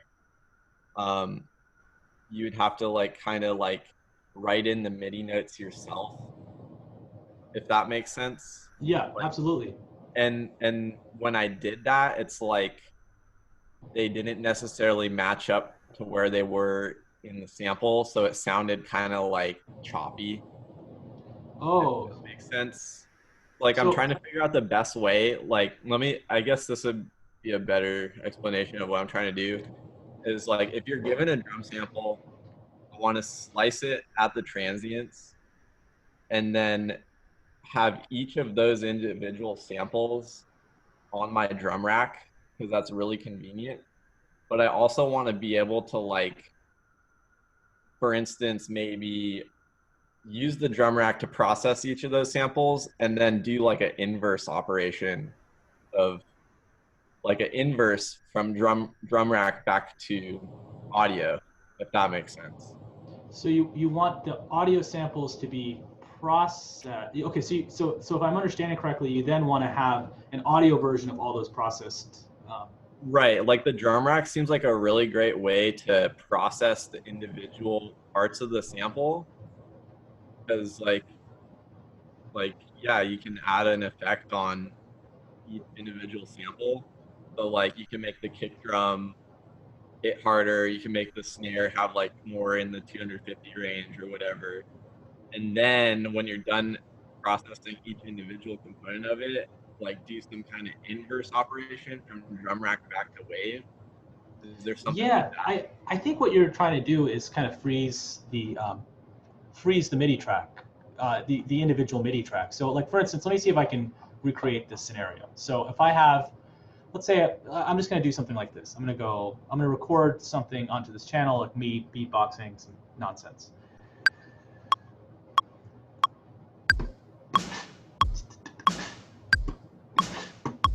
Okay, so I've got some stuff here. Now, a quick way I can do this is actually immediately go slice to new MIDI track, because it'll basically do that. Convert drums to new MIDI. I think this will do it if I do it this way, and I'll do it one slice per transient. Sure, why not? So what it'll do is it'll create a bunch of slices for me, and each of these slices correspond to different. Is this a drum rack? What is this exactly? This is a drum rack with some macro knobs, but it is a drum rack. Basically, it's bypassing the need to go into simpler. It's just doing it. It's automating the process of finding the transients, but it might not do as good a job. But I'm jumping through the hoop of. There's two ways I could have done this, right? In order to get to this end result of having all the samples individually, I could have either created a simpler device. So if I go to simpler. Instruments, go to simpler, and then I can drag this waveform onto simpler. Sorry, things keep disappearing. And then I drag it on here, and then I could manually find the sections that I want to work with. So maybe this is the part that I want to work with. Something is not working right now. This is really soft. Something is going RE. Okay, never mind. Okay, so I could have it so that I take all my slices manually this way. Right, that's why I did it from here. I did right click and then Right-click and then slice to drum rack though. What's the difference between MIDI track and drum rack? That's a good question. Let's find out. So if I do slice to new, well, let's see.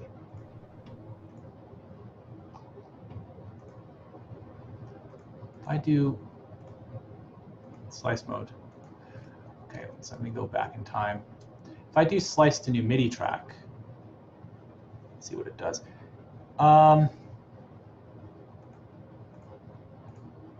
It looks like it's doing the same thing.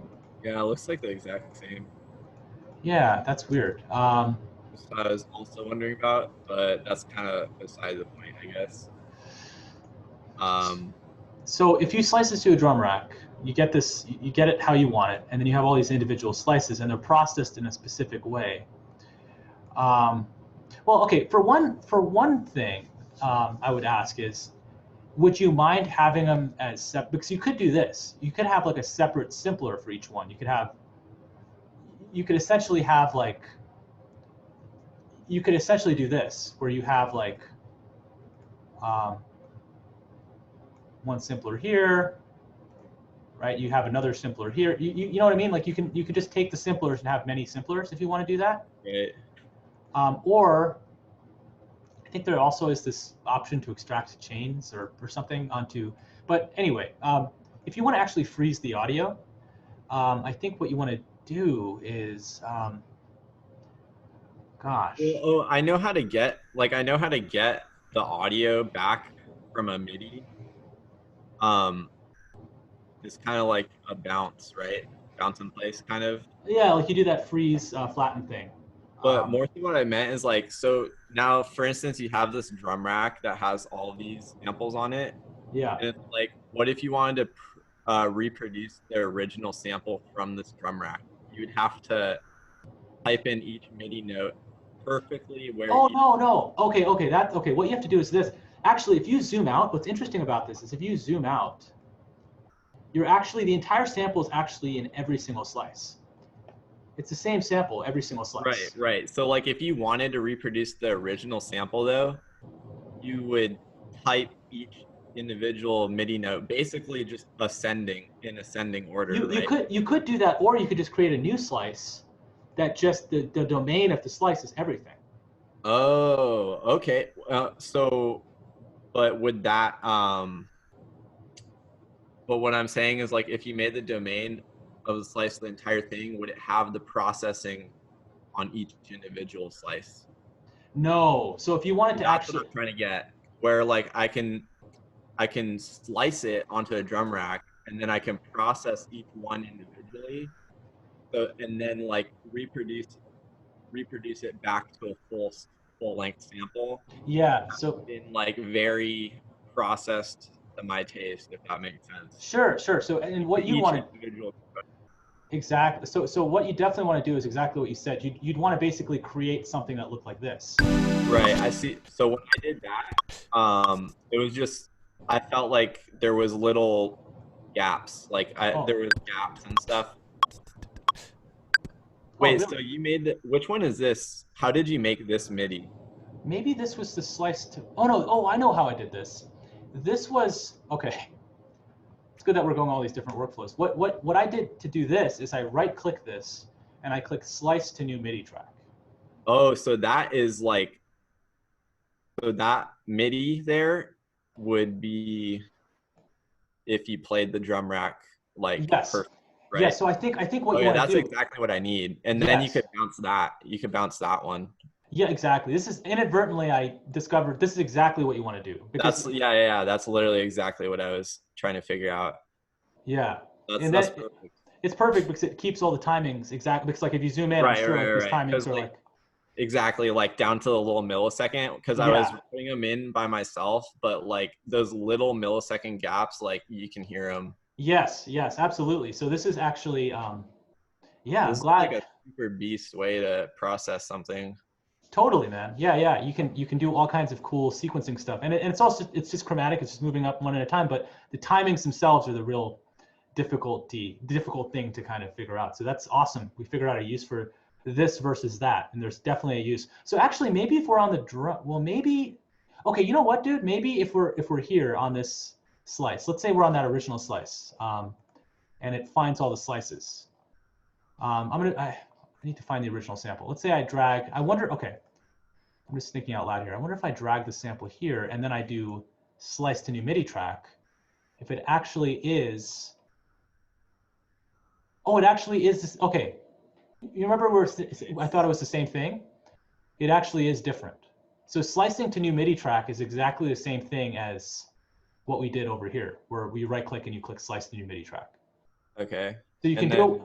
What's on it? So, okay, so slice to new drum rack just doesn't create a MIDI region. Is that all the really? That's the big difference. Yeah. Okay, so slice to new MIDI track slices to drums and creates a MIDI region that has basically. Exactly. That's beast. Yeah, that's really good. That's awesome. I'm glad we differentiated those things. That's awesome. Great. Cool. Well, let's see. This might be a good time for a break, and then I didn't mean to talk this much. I want to listen to more tracks. In fact, we'll do a round robin. So I want to hear more people's tracks, people who are shy about sharing even, it's a good to, honestly, guys, I loved all of your tracks. They were all really good. I really enjoyed them all. My niece was actually listening with me, and she was like, oh, this is really great. She liked all of them too. So this was really great work. So everyone has their own unique sound. So let's take a 10-minute break, and we'll start right at 1 o'clock, and we'll kind of hear different tracks at that point. So see you guys very soon.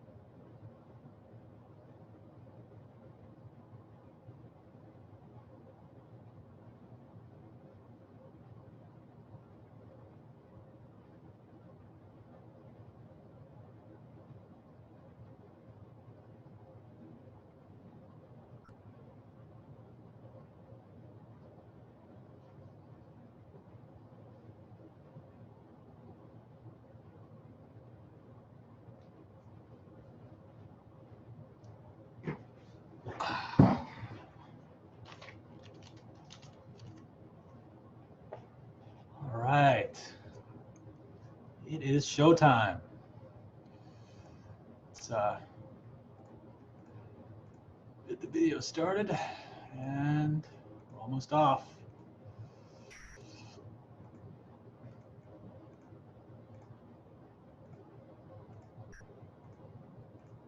I wish there was like a batch function to ask everyone. So with great care, I'm clicking on each of your videos to make sure you start your video. All right, let's see. Okay. All right, so here we go. The thing I want to talk about really quickly, because I realized I was talking about this in the context of Catherine's track, panning. Panning is a really useful thing to do. And I think I created this vocal track and then I got off topic. But there is this vocal sample, for instance, right here. And did I delete it? Well, the basic principle is this. It's basically, if you have a sample, I don't know, it could be singing or something. I think this is it. No, it's not. We'll just make one again. Let's see. La, la, la, la, la. Right? So it's just a simple vocal sample. And the idea is, oh, geez, sorry, I didn't mean to do that. The idea is if I have another vocal sample, for instance, and like I have harmonies, for instance, what you could do is you could have some of these samples on the left channel and some of these samples on the right channel. So left channel, right channel. And the way to do that is basically by adjusting this pan knob. On arrangement, on arrangement view, the pan knob looks like this. You see a C right here, where what it means is you're basically, the vocals are coming out of the center, right? If I go to the left, they're going to come out of the left channel, left side of my speaker, the left speaker. If I go somewhere in between, it's going to come somewhere in between the left and mid.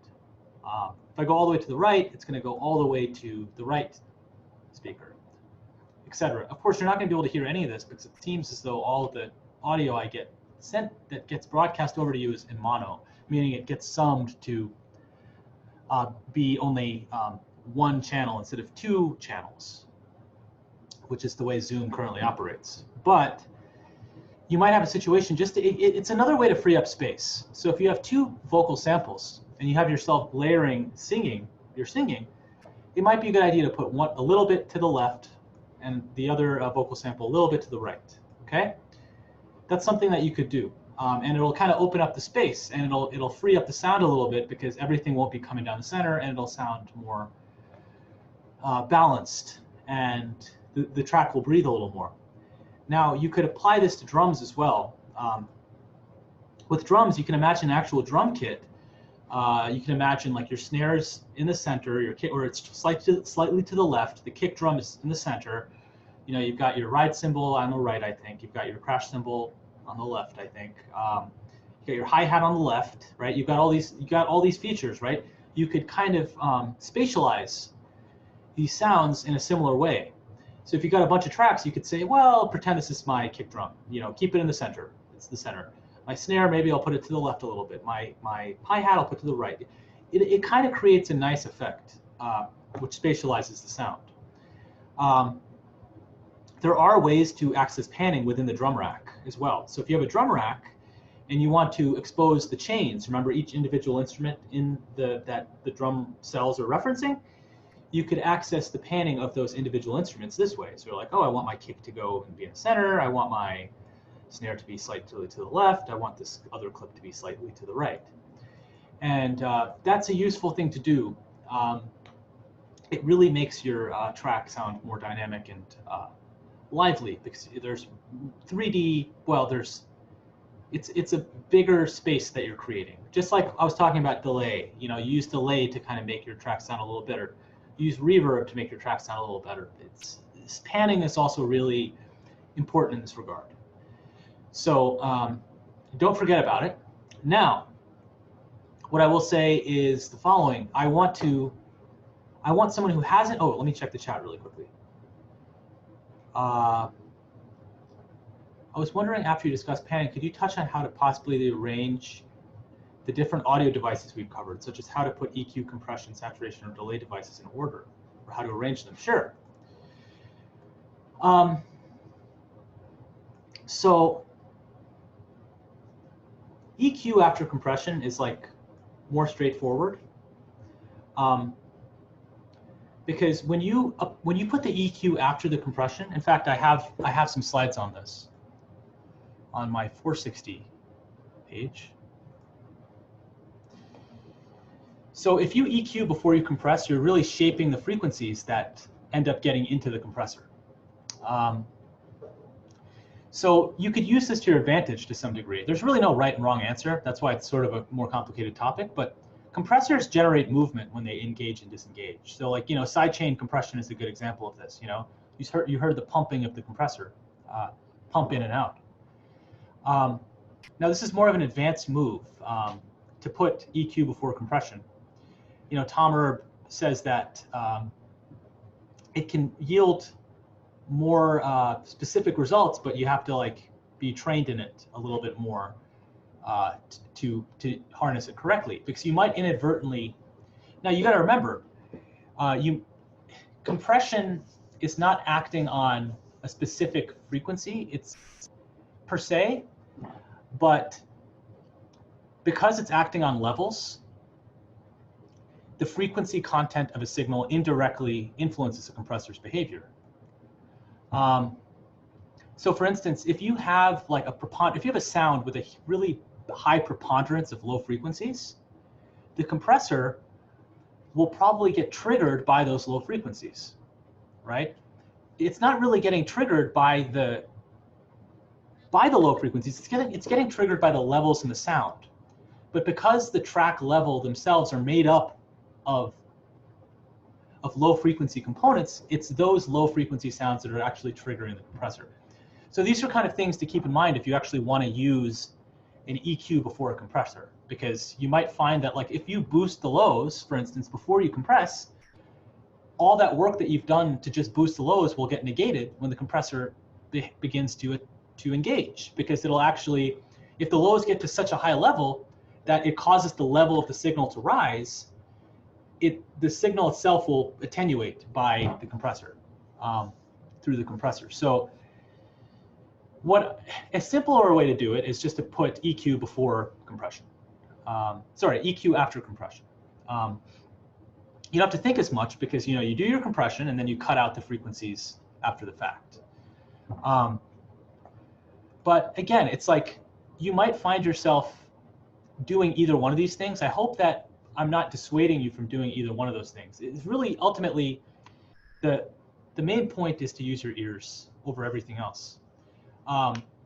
If you feel like your compressor is being triggered by, if you feel like your EQ is unhelpfully triggering your compressor, then you might want to tone down the EQ adjustments you've done. Ultimately, just to reiterate, the idea of a compressor is to reduce the dynamic range and to kind of make things sound more even in volume. And the idea of the EQ is to kind of make things sound more even in frequency. But ultimately, if you obtain those two objectives, you've won. But just keep in mind that volume and frequency have this weird relationship with each other. So if you don't want to have to worry about it at all, just put EQ after compression. So that's my take on EQ and compression. In terms of the other effects, a really good way to incorporate reverb, I think I've talked about this, is to put it on a return track. And then you can kind of send in a certain amount of reverb to whatever tracks that you're interested in at any given moment. Delay is also a great, it's also very useful to put a delay on a return track as well. That's a really good way to do it, so you can just reuse and recycle what you already have. As far as the other, yeah. What's a return track? A return track are these tracks right here. So they're basically tracks whose input is whatever is being bussed over to them. So all these different sends, this return track is called A, okay? And this return track is called A because anything from another track I could send over to this return track by just turning up the A knob, and it'll send to this A return track. And the benefit of doing that is you can put a reverb on this return track, and then you could send, you're like, I want a little bit of reverb on my drums, I want a little bit of reverb on this, I want a little bit of reverb on that, I want a little bit of reverb on that, etc. And the end result is that you have reverb that you can tailor to your own heart's content instead of having to put a device on each one of these particular tracks. It saves on processing power more than anything. It also creates the impression that there's a unified space. Because if you don't do this, you have the impression that there's too many different spatial characteristics going on. It can kind of disorient and confuse. Gotcha. I was just blanking on the name of it, but yeah, I understood it from before. Thanks. Okay, for sure. Yeah. I need to make a OneNote slide about this. It's return tracks are different in Ableton than they are in other environments, but they're fundamentally the same. They're just hiding. In Ableton, they hide some of the controls that you normally see on a return track. Let me look at Catherine's question again and take a look at more things that I could say. Let me go to the chat.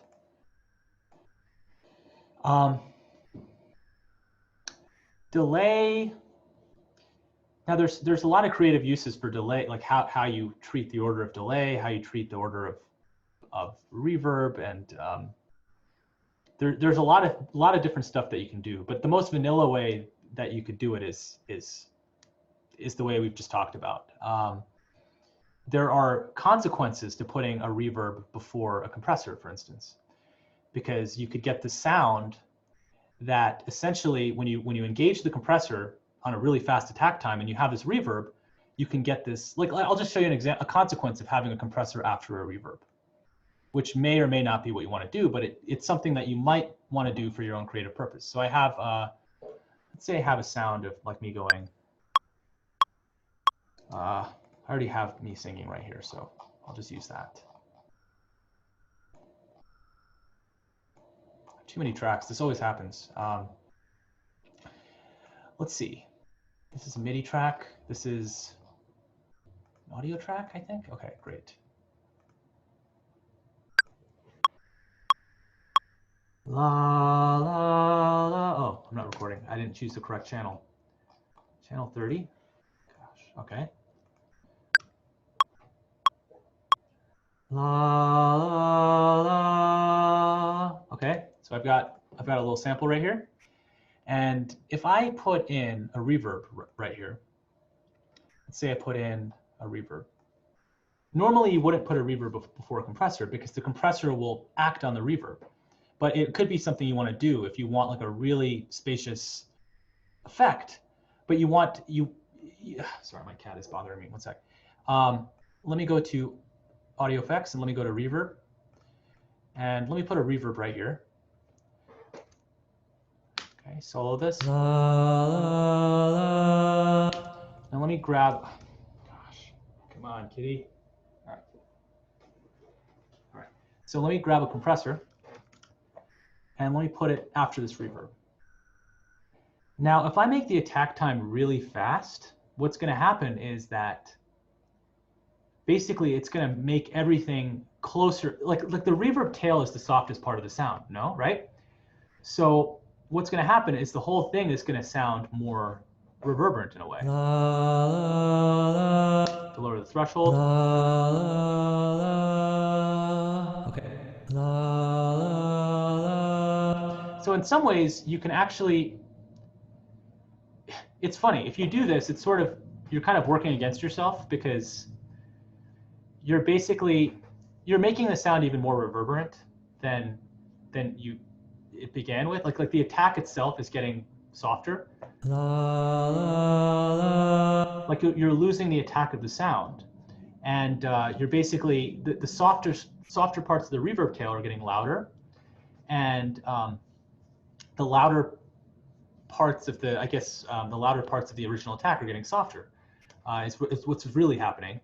And the consequence of raising the makeup gain is that you actually have more prominence on the reverb tail. So this might be a silly thing to do because you're working against yourself. Like this is unnecessary. Like probably what you want to do is you want to put the compressor before the reverb, compress the sound, get it the way you want it, and then apply the reverb, because then you're not working against yourself. You're compressing the sound. You're getting it to be the right volume that you want. And then you're adding kind of the processing after it. So this is like a more straightforward approach. However, there are creative ways to do it the other way around that we can talk about in terms of creative uses of reverb. But I guess the most vanilla way would be put compressor, EQ, and then do the effects processing after that. Because if you do the effects processing before and then you compress it, you're basically it's less predictable, because what you're doing when you're compressing and you're EQing is you're making it more predictable. Like you're actually shaping it you're shaping it in a way that's becoming more square in a way. Like you kind of know what you're working with. It was too loud, now it's the right volume. There's too many pokey frequencies, now it has the correct frequency spectrum.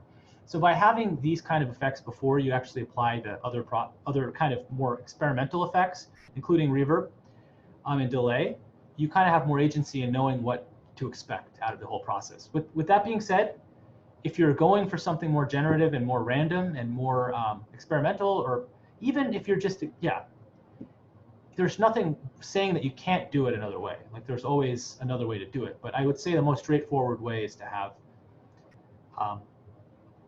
compressor, EQ, and then, have your effects processing after that. But yeah, there's a lot of people who think that putting their EQ, and honestly, compressor and EQ, some people actually do compressor, EQ, compressor. Yeah, so for instance, if you EQ before you compress, some of the cutout frequencies will come up again after compression, especially at faster attack times. So you could EQ again, for instance. So some people actually do this. They're like, okay, they EQ and then they compress and they EQ again. Or they chain compressors together. They have one gentle compression technique and then they have a more aggressive compression technique, which is, I guess, something I haven't shared about, which is worth sharing. There's two types of compression. One type of compression is really aggressive compression, where you kind of really try to squash everything to the same volume. And generally, when you do that, you don't do much of it. And for instance, like if you did really aggressive compression, I would turn my dry wet knob really low. It just kind of gets rid of the peaks just a little bit. And then what I would generally do, I do aggressive compression. Whoa, don't want to do that. Then after that, I can throw in some gentle compression. And you could have, the aggressive compression can have a really high attack. The threshold doesn't have to be this loud, right? But the gentle compression just kind of takes a little bit of the volume differential out of the picture. The threshold isn't so severe. It becomes a real subtle thing, but a lot of people, they chain compression like this. They have an aggressive compressor, they have a gentle compressor. Just like EQ, they have an additive EQ where they boost certain frequencies, and they have subtractive EQ where they reduce certain frequencies. So, but I think that's probably the most straightforward way I can convey in terms of effect ordering. Most straightforward, at least. And I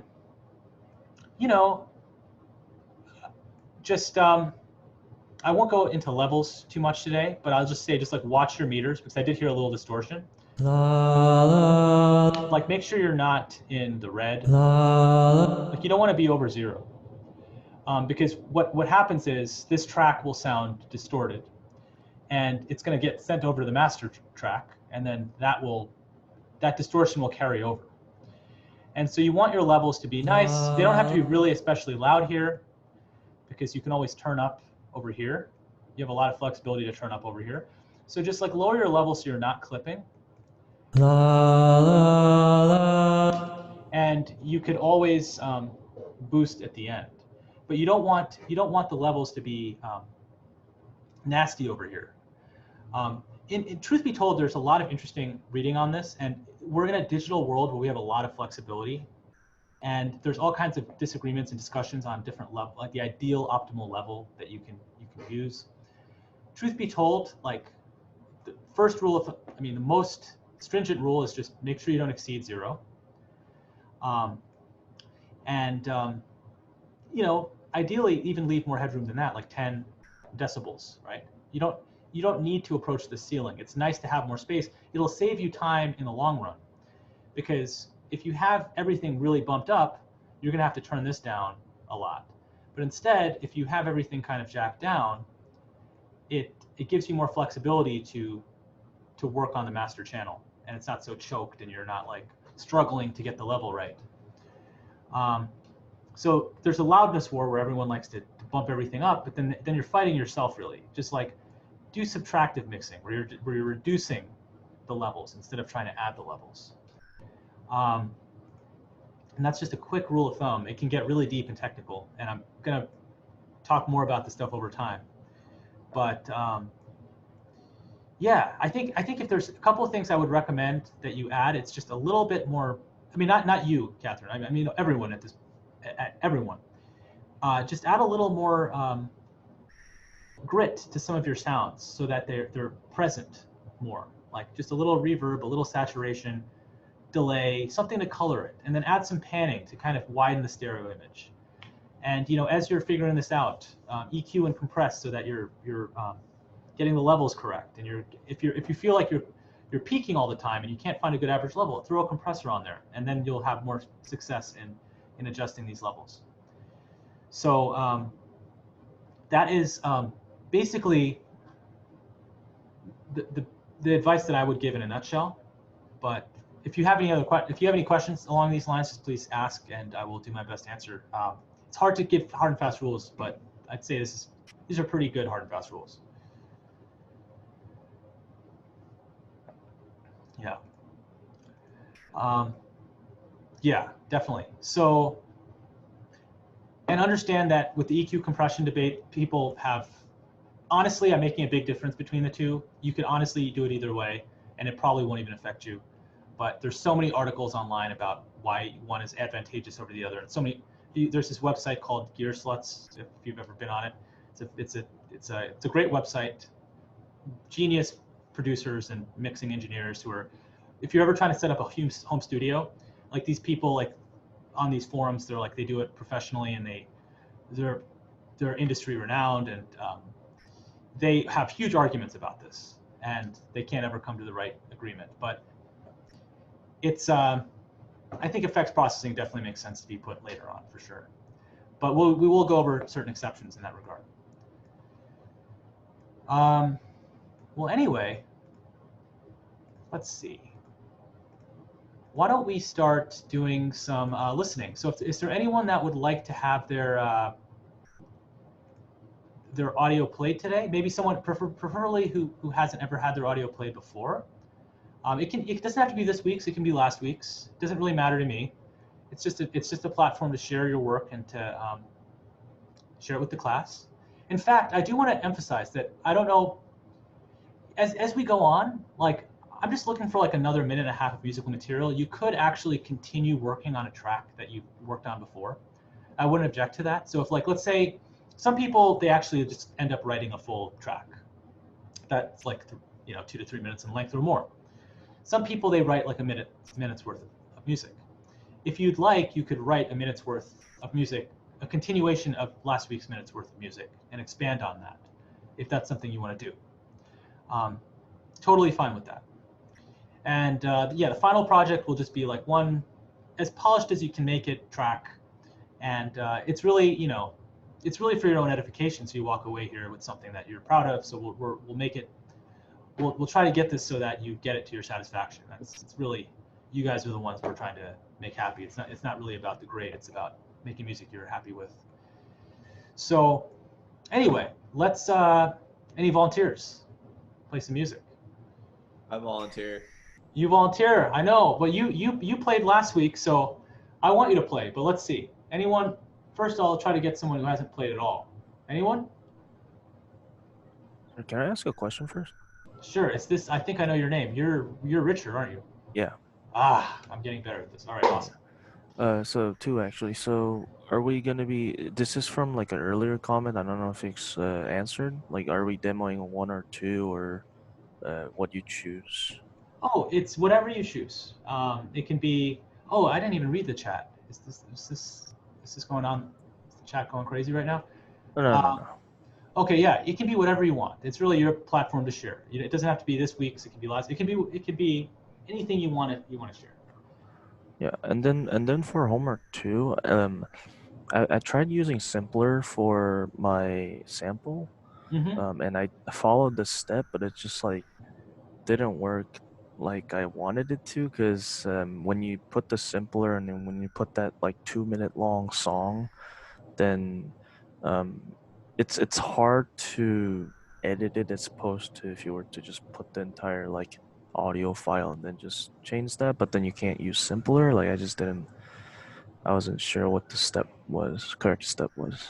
Yeah, I wonder if your question is somewhat related to what Chris was talking about earlier. How you want the flexibility to play the entire song. So for instance, if you here's the idea. This slice to MIDI track might be the best option. I'll just go over it really quickly. So for instance, if I have a drum loop, let me just take a drum loop really quickly. I'll search drum loop. Okay, so I'm going to take this drum loop here, and I'm going to do this. I'm going to slice to new MIDI track, and what will happen is what will basically happen is that a MIDI clip will actually be generated.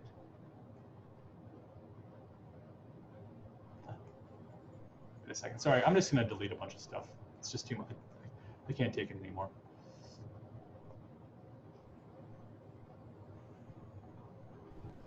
I don't think anyone will miss this stuff. I'll keep the others. I'll keep the original stuff. Okay, so so actually let me start over again. I'm going to take this audio file, put it on here, and now if I right-click this audio file and I click Slice to New MIDI Track, and I create one slice per transient, I now get a MIDI track that has all of the sample data in order. So if I actually play this MIDI track, oh, sorry guys. If I play this, let me lower the volume. If I play this MIDI track, check this out. It's actually playing. Is this what you were trying to get at? Is this like the end goal of what you're trying to get? You're trying to play the sample like as one slice, as a bunch of slices? Because in order to use Simpler, I think you have to like use a MIDI track or something. Yeah. So if you want to go the simpler route, no pun intended. Maybe it is a simpler route. So if I want to go the simpler route, I'll create a MIDI track, and I'll call this simpler. I'll just rename these really quickly. Command R is to rename. Audio to sample.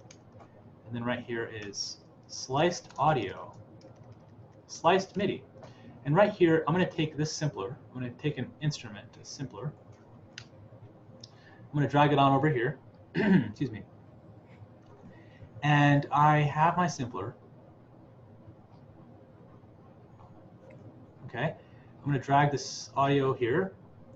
And then if you see all the slices, it's going to find all these transients. And you must have right-clicked this and clicked slice to drum rack. Is that what you did? No, I actually couldn't like figure out, because like I think I was trying to double click on the arrangement view, and then like I noticed that if I just hold one note for the song duration, it was playing the entire song. But I was like, I really don't know how to have like a 2 minute song and then just have like a 2 minute one note. Like if you double click on the arrangement, like one of the square and the simpler, I think it leads you to like and then I was just like trying to lengthen one note to be going all the way, and I was like, I don't think this is how you're supposed to do it. That's not the most creative use for it. So the most creative use for it is probably to take the sample, to go into slice mode, and well, there's multiple creative ways. Like you could take the sample, turn on warp mode, and then Why is nothing playing? Oh, I know why nothing's playing. I don't know why. It's on slice mode, It's so on it's playing junk. It is, Or, but I don't know. it should be playing. Whenever I put it on slice mode, I don't hear anything. I don't know why. Oh, I think I know what was going on. I don't know. For some reason, when I sold that track, it didn't like that. It might be because I don't know why it doesn't like that.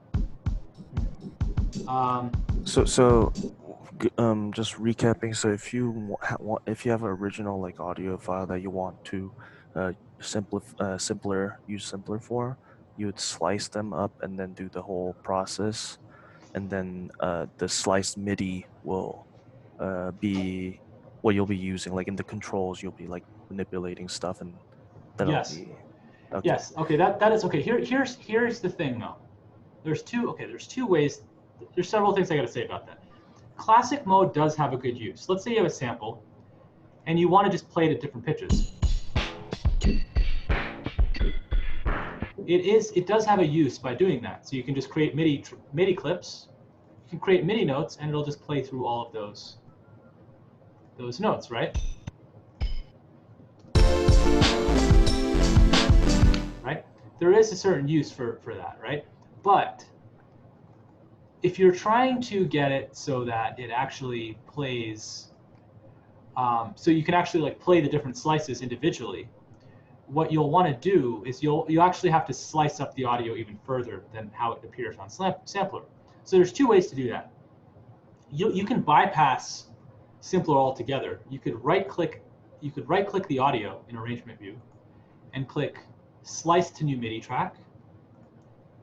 And if you click one slice per transient, it'll create one slice per transient. But if you click one slice per quarter note, it'll basically create one. It'll be a very logical MIDI clip. It'll just basically be all evenly spaced MIDI clips. And if I play this, right? You could do stuff like that. So you can do stuff like this. And just chop it up and rearrange it. Okay. So you can do that. You could access this within the simpler menu as well. If you go into the simpler menu and you go to slice mode, you could right click it and click slice to new MIDI track. And then it'll ask you the same question.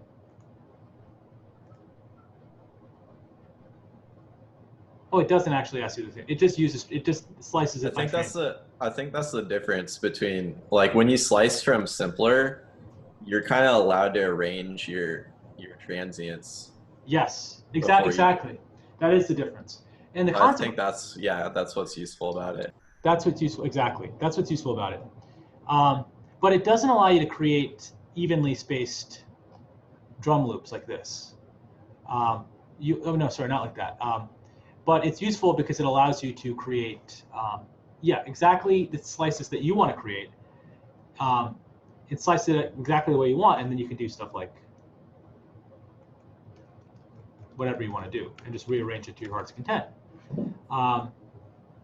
So that's basically the gist of how to use simpler. Okay. Yeah, that was kind of what I wanted to ask. Cool. Thank you. Yeah, I mean, of course. Yeah, it's a great. Definitely want you to keep using it. So I'm glad I was able to help.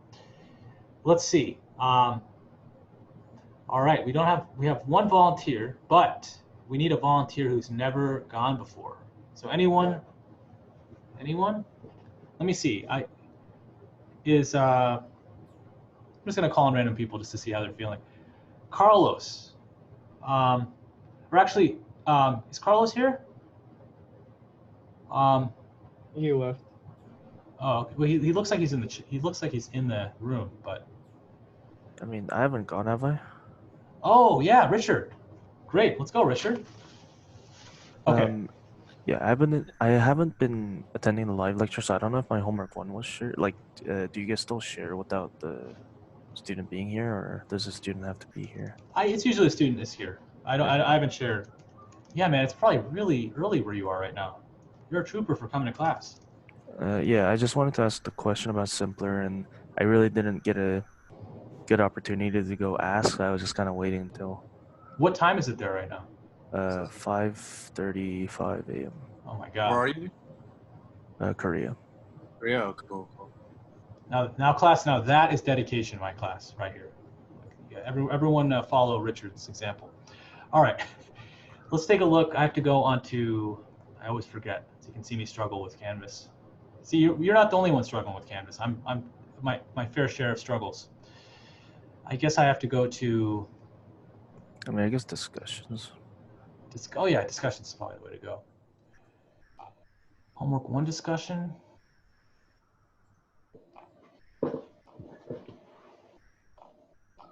And you have to look by my last name because it's using my real name, the HWANG. Oh, I see. Bam. Okay. Okay, nice. I like your comments are very extensive. I like that. Okay, let's check this out.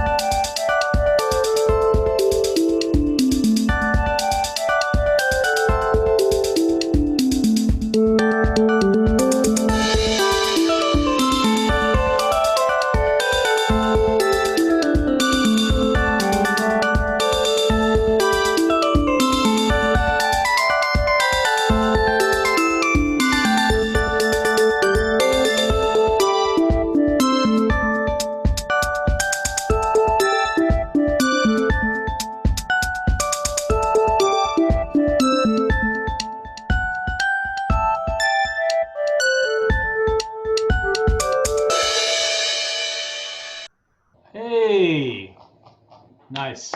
Really good work. I love it. I don't know what. Sick. Really good. Do you want to talk about it, or do you want to share your screen and show a little bit of what you were thinking, or if you prefer not to? Oh, like in my camera or the. Or through screen sharing, if you want to screen share. Yeah. So, I mean, I don't know if there's too much extent to what I did. I just basically had it like I think I was just kind of going off what was coming up in my head. I was like, man, I want to make a RuneScape sounding song, and then I was looking for an instrument, and I was just clicking random instruments, and I'm like, oh, this sounds like something that would come in that game, and then I was just going off of some beat, and it's like, wait, this might sound cool, and then. The problem with that was that I was getting a little bit stuck around like a minute mark. I was just like, well, I don't really have another interesting melody, but I was a little bit short on time, or not short on time, but as in like I still had some time to go within the track. I was like, and I just decided to use some of the melody from one of the song I knew. Yeah, no, I think it's great. I think it's precisely at that moment in time. I think it would be perfect if the bass line went. I think that would work really well as a bass line. It would, if it was just, it's a perfect melody, and you just have to keep going with what you have. The chord progression is very catchy. I've never played RuneScape, but I think like what you have is super catchy. I think you use some delay effects on there too, where it sounds like it. And some of the instruments actually had some delay, but I just I think I extended it more or I amplified it. I don't remember too much. I think there were some settings I messed around with. It's beautiful. It's so nice. I think I think just keep work. Yeah, keep it up. I think your track in particular was one of the ones that got me thinking that actually the two people who signed up today to go, I saw Jack also, or was it Jack who Jeremy? I think all three of them signed up. But yeah, I think if you how did you think of these melodies? You have a background in playing piano, don't you? Actually, really long time ago, I played piano, and I don't remember much from it. The only like note thing that I think I explained in a one-on-one like office hour before, but I remember you telling us I think like the first week or the second week, like it's like, oh yeah, these type of notes when go together sound well, and I was like, it was like C and A and B and C, and I just had them all grouped up, and I tried to make a melody out of it, and that's how I came up with some of the melodies in the middle. So this is a really good song. So what I would say is, so I don't know how much music theory a lot of people know, but it seems like there's two chords. There's this chord and this chord. And you have something like this, right? Yeah. So a good bass line doesn't have to be really busy. You could just have something like this. You could just have A. You could just have like A.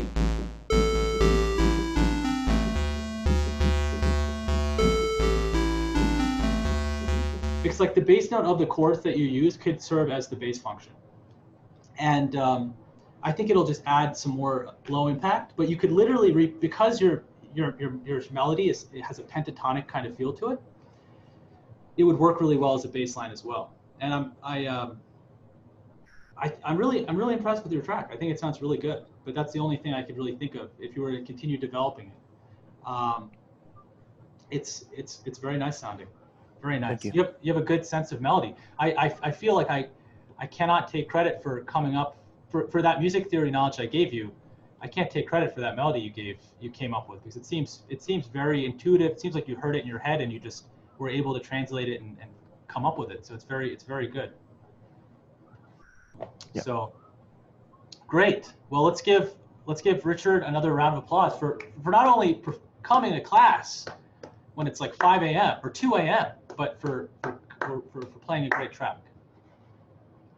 Okay, so we have, I can't remember who requested to go first. Was it Jeremy or was it Jack?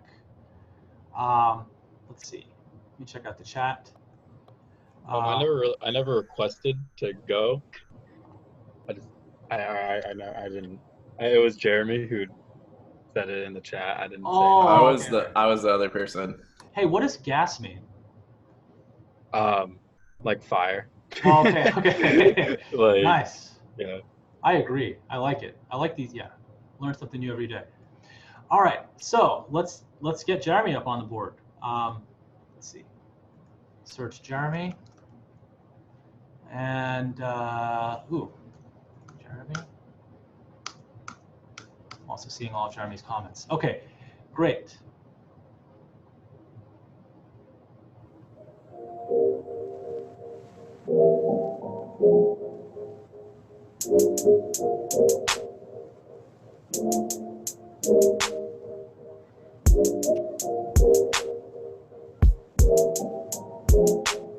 Yo, Professor.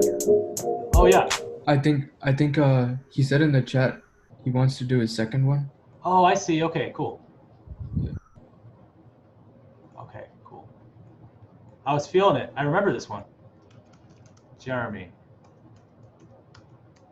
Okay, not this one. Oh, it's in the other chat. Okay, whoops. Homework 2. Okay, homework 2 discussions. Let's see. Jeremy. Okay, let's do it.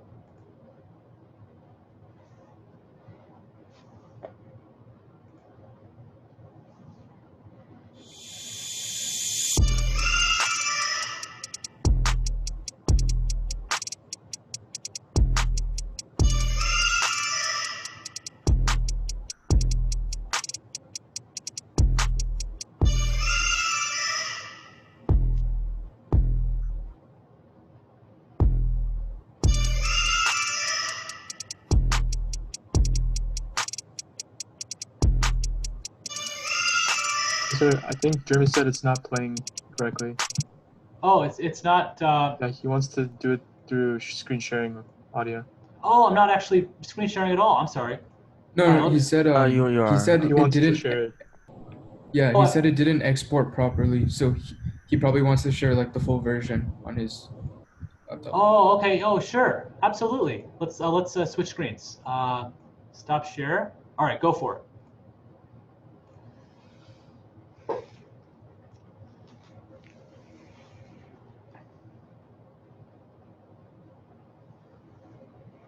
That was still fire though. That was fire. Everything we've heard. That first one, the second one, it's gas.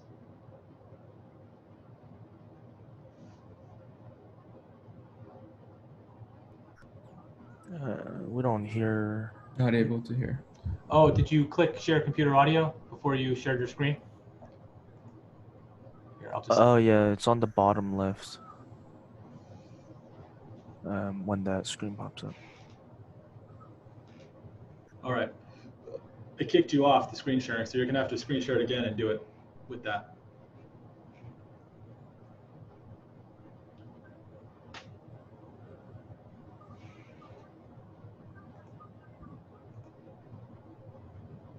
When you press share screen on the bottom left, there's a share computer sound.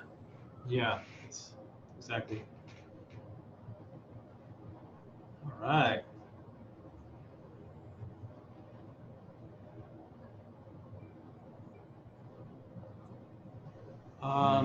Oh, you know what? There's some other thing you have to do. I think you have to set your system audio output to Zoom audio device in the sound. Oh.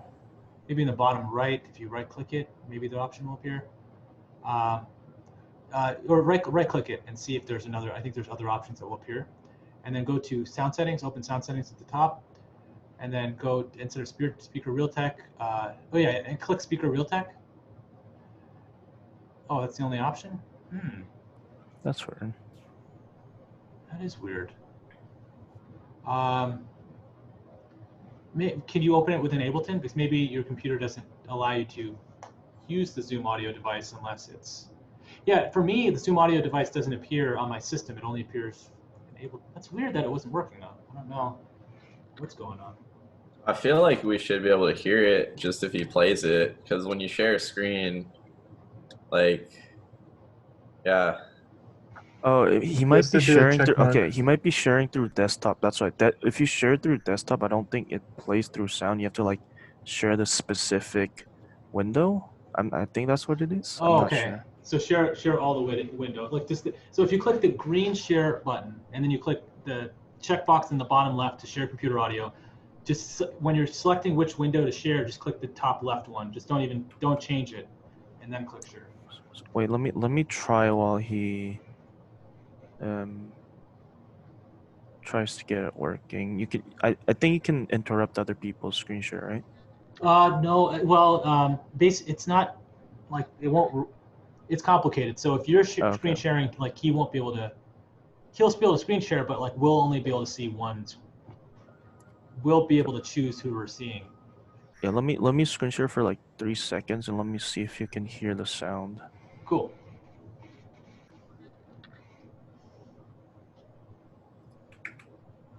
Can you hear anything? No, but I think you have to go to Zoom audio device. But then all right, hold on. If I do this maybe.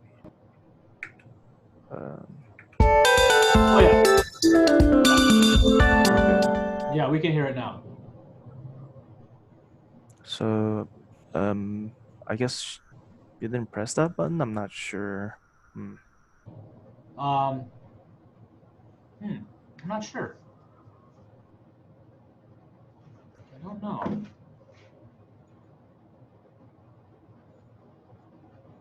It's complicated.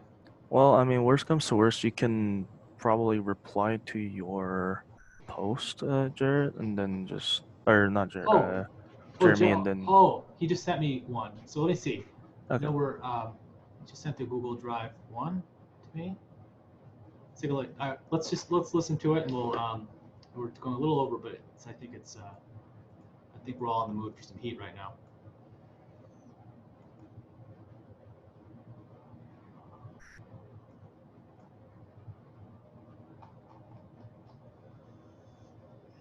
Oh, I'm not sharing my screen. Let me share my screen. All right, guys. Here we go.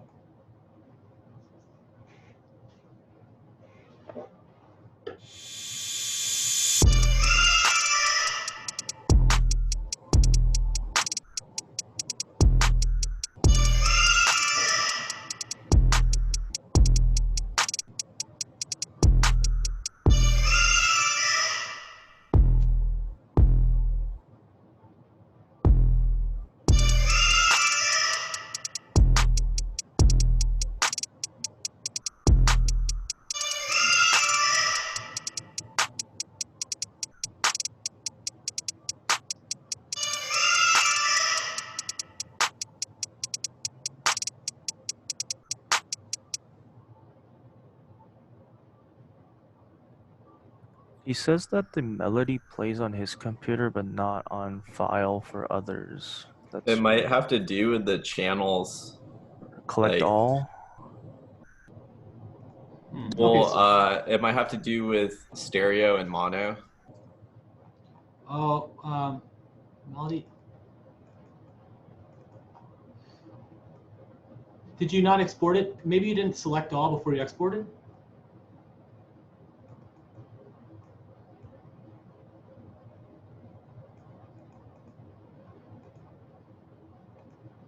Strange.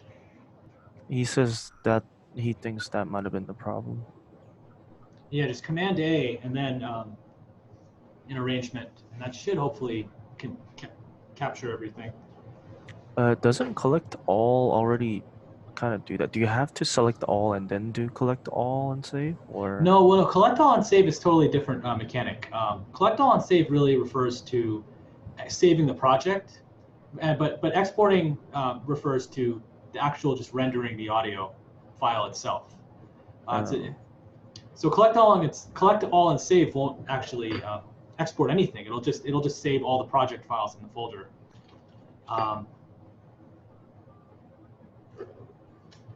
Incidentally, while this is getting figured, okay, yeah. All right, yeah, we can let's listen to it on Tuesday. We'll just listen to it on Tuesday, and we could. I don't know about you guys, but I loved whatever I just heard, and let's give Jeremy a round of applause, and it's to be continued on Tuesday. I also do want to say that when you're leaving information on your tracks, like things like, oh, this is from RuneScape or this is from that, that's really helpful to get a better context of what you're trying to go for. You know, in hindsight, maybe that advice I gave was bad about putting it. Maybe there's no bass in RuneScape, for instance, or maybe there is. Like, you know, so be as descriptive about what you're trying to do, and maybe I might.